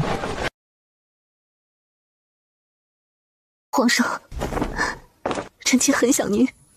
萧玉看到那人后，瞳仁猝然一震。宫中有太多和容妃相似的女子，此刻萧玉甚是恍惚。凤九言看出他的异样，不同于对其他妃嫔的淡漠，对于眼前这女子，萧玉眼中饱含复杂的情绪。容妃，是臣妾。皇上，臣妾没死，臣妾回来了。皇上大获全胜，容妃又死里复活，是双喜。萧玉略显僵硬地推开怀里的人，下意识侧头看向身边的皇后。容妃也随着萧玉的目光看向他，仿佛才意识到他这位皇后的存在。皇后娘娘，无需多礼。死了的人是没法活过来的，看来当年容妃之死藏着诸多猫腻，不过这都与他无关了。永和宫，娘娘啊，您今儿可瞧见容妃了，真不得了啊！前些日子因这容妃的事儿，宫里都闹翻了天了。据说她当年9死1生，被太皇太后私下救治着，近日才痊愈呢。退下！别，娘娘，您乏了吧？奴婢伺候您沐浴更衣可好？不用，我一会儿要出去。他简单收拾了下，便去找萧玉了。皇后娘娘，容妃娘娘正在里头呢。不多时，瑞王也来了，他也有要事求见，同样被拦在外面。皇嫂，容妃娘娘回宫，皇兄与她难免有很多话要说，臣弟多等一会儿倒是无妨。您，本宫亦可等。皇嫂要小心容妃。容妃泪眼簌簌地从里面出来，看到瑞王的一瞬，似有一闪而过的惧意。见过皇后娘娘。殿内得知皇后和瑞王都在外面求见，萧玉想了想，还是先见了瑞王。皇后娘娘，您和瑞王很亲近吗？是臣妾失言，方才见您2人在说话，遂以为您就当臣妾什么都没说，臣妾告退。说完，容妃便走了。2刻钟后，瑞王出来了，凤九言这才得以面见皇帝。黑袍被关在天牢里，由专人看守。少将军近来可好啊？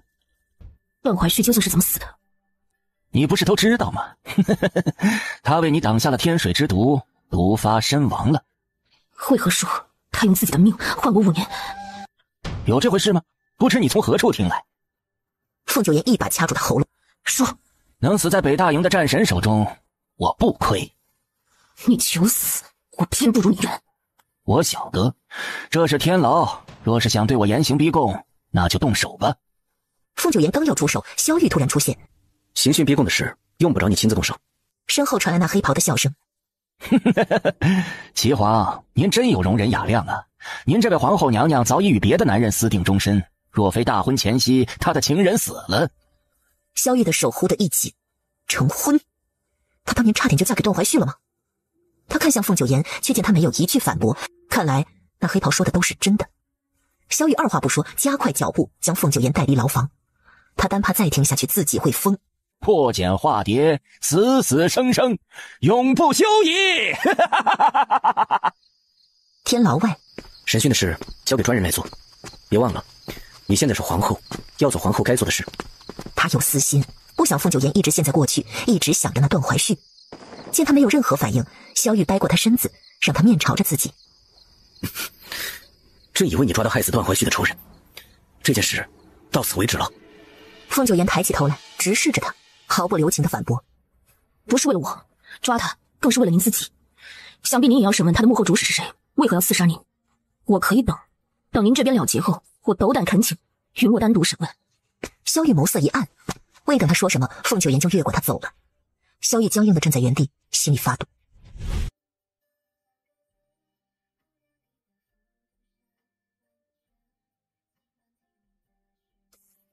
与此同时，容妃被瑞王掐住了脖子，后背抵在那石壁上。即便你这样对我，我还是会原谅你。你放心，我没有告诉皇上是你将我带出宫，我们从小一起长大，我相信你不会真的伤害我。瑞王终究还是松了手，转身背对着他。慕容兰，你会后悔的。这话我同样送给你。我们都是为了守护皇上，不是吗？至于用什么手段，那便是我们各自的选择。要记得呀，我们3个彼此守护，一辈子不分开。慕容兰，你无可救药了。说罢，他毅然走出假山。晚间，萧玉刚回宫，诸多政务等着他处理。现在陈王被关在天牢，始终咬死不认。此案牵涉的好几位大臣都得一一治罪。皇上，今夜可要哪位娘娘侍寝？他其实想问的只有容妃。萧玉眸色微亮，滚出去！这人是瞎的吗？他这么多政务处理不完，看不见。一日一早，太皇太后难得好心情，召众妃嫔去万寿宫听戏。容妃回宫一事，你们也都知道了。哀家今日要说的，便是当年之事。当年容妃病重，没有及时得到救治，还被草草下葬，险些香消玉殒。哀家疑心她是遭人谋害，便命人调换了棺材里的尸体。万幸的是，天公垂怜，容妃并未身亡，只是因为太过虚弱，造成假死状态。再加上哀家当年便怀疑这宫里有人要谋害容妃，便瞒下了此事，将她安排在玉阳山佛寺内，直至她痊愈。能有缘相聚于宫中，应当彼此珍重。人无完人，过去的事儿我也有错，都是一家人。往后我们好好的伺候皇上、太皇太后。圣驾也到了，萧逸先对2位长辈行了个威礼，随后径直走向凤九宴。皇帝，你挨着哀家坐。皇祖母，夫妻同体。萧逸落座后，公然握住凤九宴放在茶案上的手。今日听了什么戏？容妃的视线落在他们的手上，眉眼间附着淡淡哀伤。皇帝，既然容妃回来了，此事的事儿也该多上些心思了。言外之意，该让容妃早日怀上皇嗣。皇祖母，臣妾身子弱，太医说了，还需多加调养，只怕无法为皇家开枝散叶。你当年落过一胎，是该好好调养。此话一出，众人脸上的表情异彩纷呈。凤九言倏然看向萧玉，他不是说没碰过容妃吗？萧玉剑眉皱起，太皇太后方才的话也令他猝不及防。容妃何时落过胎？因而万寿宫的戏一完，他便将凤九言拉到御书房。朕确实没有碰过她，没有骗你。是。不多时，容妃到了。皇上，您让臣妾来，所为何事？你告诉皇后，朕是不是从未碰过你？您无妨，说实话。皇后娘娘，皇上所说的千真万确。臣妾还有诸多事务要处理，先告退了。萧玉气郁，容妃都已说明，他还是不信吗？凤九言走后，皇上，你是真心在意皇后吗？既如此，我会帮你守住这秘密，永远不会让她知道。什么秘密？当年你出征前几日，与瑞王夜聊，喝了许多酒，那晚，所以那孩子的确是你的，是我没能保住他。不可能。萧玉的眉宇间附着凉薄冷意。萧玉笃定自己做过的事绝不会忘记。他们从小一起长大，还是同门。他登基之初，容妃全力助他，容妃怎会撒此弥天大谎？你不记得不要紧的，那晚的事本就是一场错，我会忘记他，也希望你忘记，不要让他成为你和皇后之间的一根刺。慕容兰，凭着我们过去10多年的情分，莫要骗朕。那孩子当真是朕的吗？容妃咬着唇内的软肉，艰难点头。陈吉，去查，容妃当年怀的孩子是谁的？陈吉下意识的一愣，难道不是皇上的吗？萧玉下定决心，此事最好的结果便是容妃骗了他，那他最多失去一个挚友。最坏的结果就是他当年真的酒后误事，可那并非他本心。只要他不说，皇后永远不会知道。再者，哪个男人没有过去，能像他这般守身律己？何况他还是个帝王。萧逸强行这样说服自己，可心里总是不踏实。永和宫入夜后，哎呀，娘娘，皇上去容妃宫里了。都说今夜容妃要侍寝，难道真是义不如心，神不如故啊？娘娘，咱也得发发力呀，可不能让容妃滚出去！娘娘，天牢那边出事了。关在天牢的那黑袍凭空消失了，但天牢在宫外，他得有皇帝的允准方能出宫。皇后娘娘，我等是受太皇太后懿旨看守长乐宫，哪怕是皇后您也不得大叫皇上与容妃娘娘。长乐宫内，容妃将陈王和那些大臣的来往罪证呈上。这都是父亲查到的，他早就疑心陈王居心叵测，假意与他交好。他来的这些同党名册，容妃提供的这些为萧玉省了许多事。你父亲有功，忠君是父亲的本分，能为皇上排忧解难就好。这2日你因着陈王的事儿，每天都忙碌到很晚，如今总算能歇口气。萧玉今日来长乐宫，便是为了容妃手里这些罪证。从前他们便是这样。这种东西，下回直接让你父亲交给朕即可。前朝与后宫少些往来。容妃有些许意外，但只一瞬，她便调整过来。好，我听你的。皇上，属下有事启禀。离奇消失，还是越狱跑了？应该是越狱了。这件事暂且不要惊动皇后。他那么在意段怀旭的死，杀人凶手不见了，肯定不会善罢甘休，又要出宫。是。陈吉虽觉得有些不妥，还是恭敬应下。殊不知，凤九妍这会儿已经出了宫。凤九妍是临近子时回的永和宫。你失踪了1天1夜，有何解释？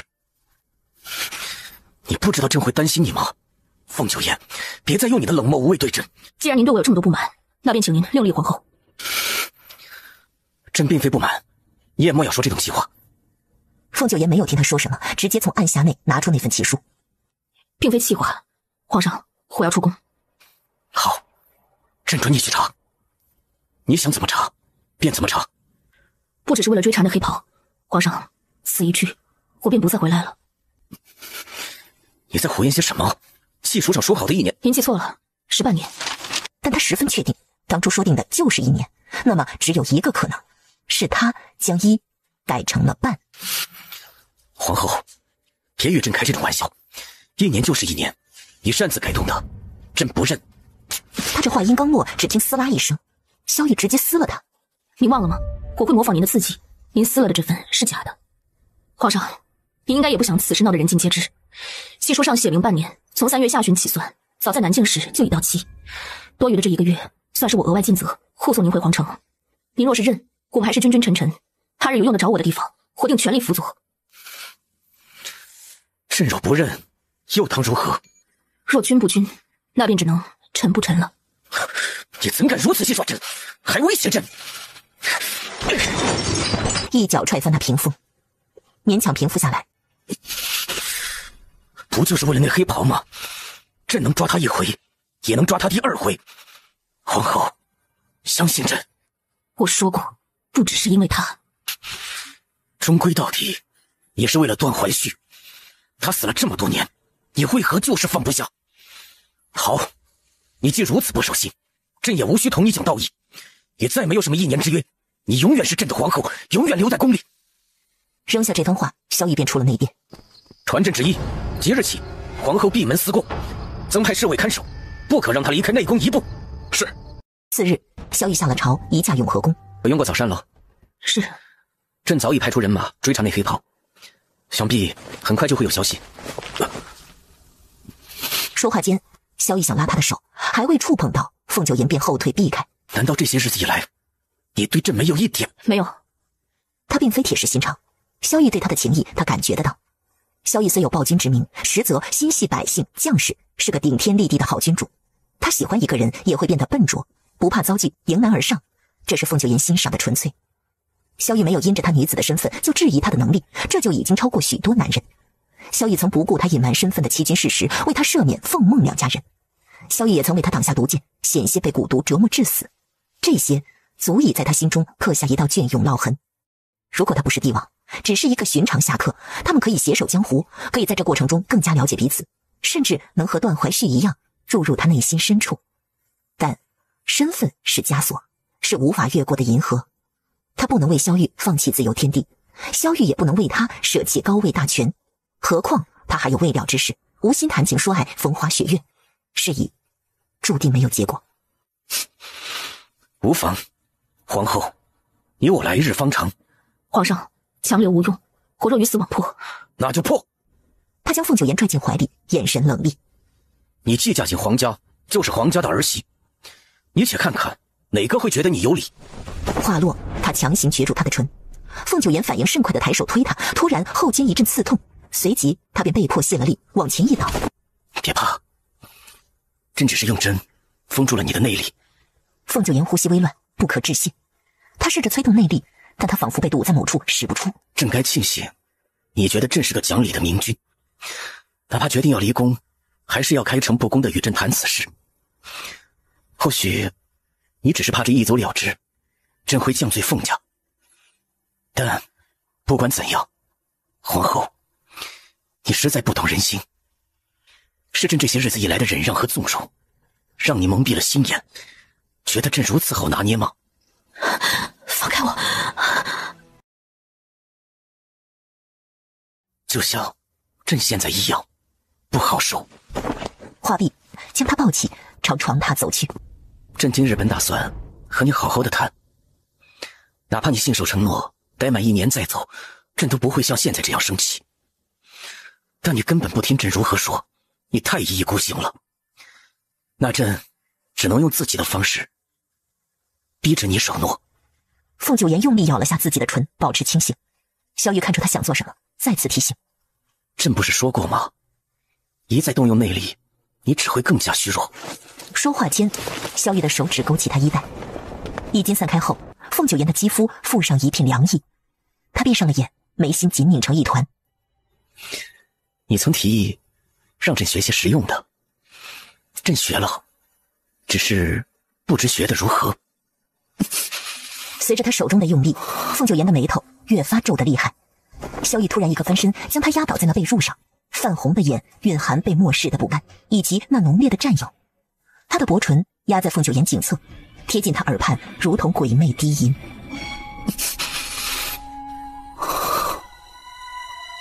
你会离不开朕的。凤九言心无旁骛，他不信冲不开那层屏障。他感觉到内力正在一点点汇聚，而此时萧玉眼中升起动情的火焰，如同那肮脏的恶鬼，要将那高处的皎月拉进自己身处的黑暗中。午膳前，林双来请安，刚进内殿，直到看见什么后，惊得立马捂住自己的嘴，一度忘了呼吸。帐子里有人，娘娘的双手被绑着，吊在头顶上方，而皇上正跪在娘娘腿间。林双赶忙跑了出去，凤九言呼吸凌乱，身不由己。他如同那被蛇妖纠缠的年轻僧人，血气方刚，禁不住撩拨，又要克制己身。他抬脚想将萧玉踹出去，却被他抓着腿弯处。凤九言已是混乱不堪，萧玉仍然衣衫整齐。萧玉将人吻了个遍，突然间，凤九言挣脱双手束缚，一个翻身反将他压制在身下。萧玉猛然间意识到他不听劝，一直在强行催动内力。凤九言从短暂的混乱中抽离，聚精会神，只一下，那银针被他强大的内力逼出体外，血珠从他嘴角渗出，滴落在萧玉的胸膛上。随后他往下一倒，萧玉瞳孔震颤，他对凤九言的认知又上了一层楼。他抬起手来轻搂着凤九言，眼神空洞，难道真的留不住他了吗？凤九言醒来时已是午后，凤九言因着强行逼出那银针，身体受损，尤其是腿上的经脉需要休养一段时间方能下床。朕听闻你给岳丈送去了断绝书，朕刚从凤家回来，你母亲哭得很伤心，你父亲看到那断绝书后心急发作。皇后，他们都是你的家人，你不该这样对他们。朕第一次喜欢一个人，不懂该如何处理，得知你要离开，朕冲动愤怒。朕不求你原谅，只求你给朕一个机会。朕知道你有这样的好本事，将你困在皇宫对你不公不义，但朕真的很喜欢你，所以朕自私的想留下你。我想听实话，1年期满，您真的会让我离开吗？不会，朕当初定下的1年是朕耐心的期限，这1年间朕不会强迫你。凤九言手一挥，那床头的药碗砸。朕是皇帝，皇权之下没有自由身，你生气也好，不服也罢，这是你无法违抗的。朕若是你，就不会用这种愚蠢的方式去挑战一个帝王的耐性。在南境时的温柔退让，不过是暂时抛下帝王身份后给凤九言的错觉。我竟以为你会给我选择的权利。有一件事你尽管放心，这是你我之间的事，朕不会用凤家亦或是其他人的性命要挟你，因为朕不喜欢看你为了别人对朕虚情假意。与此同时，前朝也不安宁，皇上的老毛病又犯了。陈王劫持粮草一案由圣上亲审，那些涉案的官员全被处以五马分尸之刑，连陈王都要被赐死。太皇太后知晓后，为着陈王求情。谋权篡位者，朕不会给他活路，否则就是纵火归山。不，本王不能死，本王要见皇上。皇上，本王错了。皇上。随着一杯毒酒被强行灌入，没一会儿，他便七窍流血，痛苦而亡。他的家眷们也都遭到连坐，被降为庶人。御书房，皇上，当年您出征前，容妃确实留下照顾了您一整晚，这是当年值守的宫人的证词，他们亲眼看到容妃天亮前才离开了紫宸宫。这些人的话不可信，继续查。容妃的孩子绝对不是他的，他已经问过太医，都说男人真正醉酒后根本无法行人事。永和宫长公主非要见皇后，被侍卫阻拦后，他直接提着刀过去，强行进入内殿。皇后，你的脸色怎么如此难看？可是受了伤？凤九言不想将长公主牵扯进来，何况这公主和萧玉才是亲姐弟，自家人总是打断骨头连着筋。我没事。长公主不信。没事，皇上会这样对你，让你闭门思过，还让这么多侍卫看着你。公主，我想去万寿宫。两盏茶后，凤九言见到了太皇太后，后者有些意外，皇后被罚闭门思过，怎会来他这儿？太皇太后，臣妾自请下堂。皇后，你方才说什么？臣妾自请废后下堂。放肆！这种事哀家闻所未闻。皇上呢？皇上可知道你？皇上不允，臣妾才来求您的懿旨。凤九言不加掩饰道：“太皇太后确实不喜欢这个孙媳，但此事有些棘手。你真心想要离宫？是。好，哀家此事不劳皇祖母费心。皇帝，你……皇后与朕闹别扭，才会说出这等混账话，让皇祖母担心了。回到永和宫，皇祖母早有废后的心思，时至今日，她做到了吗？所以，别再做这种没意义的事。哼，同样的话，我也赠与您。萧玉眉头皱起，他喜欢看凤九言笑，可此刻他的笑令萧玉不适，他蓦地将凤九言抱住，用力收紧胳膊。你到底想要朕如何？没有看好那黑袍是朕的错，朕保证一定会将他抓回来。你将来想要做的，朕也不会阻拦。朕对你一再退让，你究竟还要什么？自由。这宫里就没有自由吗？宫里谁能约束你？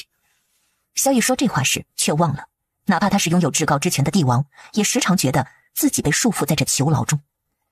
凤九言去求太皇太后，并非真的指望他能相助，真正的目的在于探清有多少暗卫监视着他。目前估测至少有5个，难怪他进万寿宫没多久，萧玉就来了。另一个目的就是将他自请下堂的消息放出去，届时自会有人推波助澜。皇上，宁妃他们跪在外面，请求皇上您开恩，放皇后娘娘自由。他唇边泛起似有若无的笑意，尽显冷厉。永和宫外，众妃嫔成排成排的跪着，他们都为皇后鸣不平。皇上对他们负心薄幸也就罢了，皇后娘娘那么好，为了送粮草不顾自身安危，结果呢？容妃一回宫，皇上就冷落了皇后，还让人闭门思过。难怪皇后娘娘心灰意冷，自请下堂请求离宫，皇上却非要把人强留宫中作践，这着实令人气愤。众人一同请愿，从未如此齐心。他们大多是官家出身，有些已然悄悄送信给家人，让前朝也出一份力。萧玉听到这些事，只觉得荒谬，但皇后确实有振臂一呼的本事。让他们滚回去。萧玉，你若还认我这个皇姐，就收起你这副唯我独尊的样子。难怪皇后瞧不上你。凤九言倒是有几分意外，这长公主不是和皇帝姐弟情深吗？哼，难为皇后把你们一个个的搜罗起来。萧琪，你若还想继续做这长公主，就不要插手朕和皇后的事。你威胁我？我为你去和亲，你现在威胁我？凤九言实在受不了他们这样吵，沉默地进入内殿。你想做事？宫里如今闹成这样，民心如何，你还瞧不出吗？容妃已经回宫了，你就莫要再霸着皇后，放她自由，有何不可？萧琪，你真是疯了！自古以来就没有皇后离宫的先例，她是朕的妻子，生是朕的人，死要与朕合葬。呸！你争自个儿也就罢了，莫要带上皇后，没有先例，那今儿个就是先例。民间的夫妻尚且能够和离，缘何你就不能？你且瞧着吧你，明日前朝又该闹出天去了。哼，长公主出言无状，幽禁慈宁宫。皇上，公道自在人心，是你有负于皇后，你和容妃一生一世吧。萧逸一掌劈裂了桌子，眸中泛起点点猩红。这后宫的女人都疯了。萧逸很清楚，局面闹成这般，都是因为皇后白天找了太皇太后。他本以为凤九言是要求助于皇祖母，现在才意识到他要的是群起攻之。但到底从什么时候起，那些个妃嫔如此维护他？这就是你想看到的吗？这只是开始，若是您一意孤行，那将来为臣妾请命的将是万千百姓和将士。为何请命？说朕有负于你吗？那朕可真是天下第一冤呐！分明是你要离开朕，是你有负于朕。朕待你千好万好，而你心如铁石。在你心里，朕比不上一个死人。你要与朕闹得鱼死网破，朕别让你看看，这南齐的太阳为谁升起。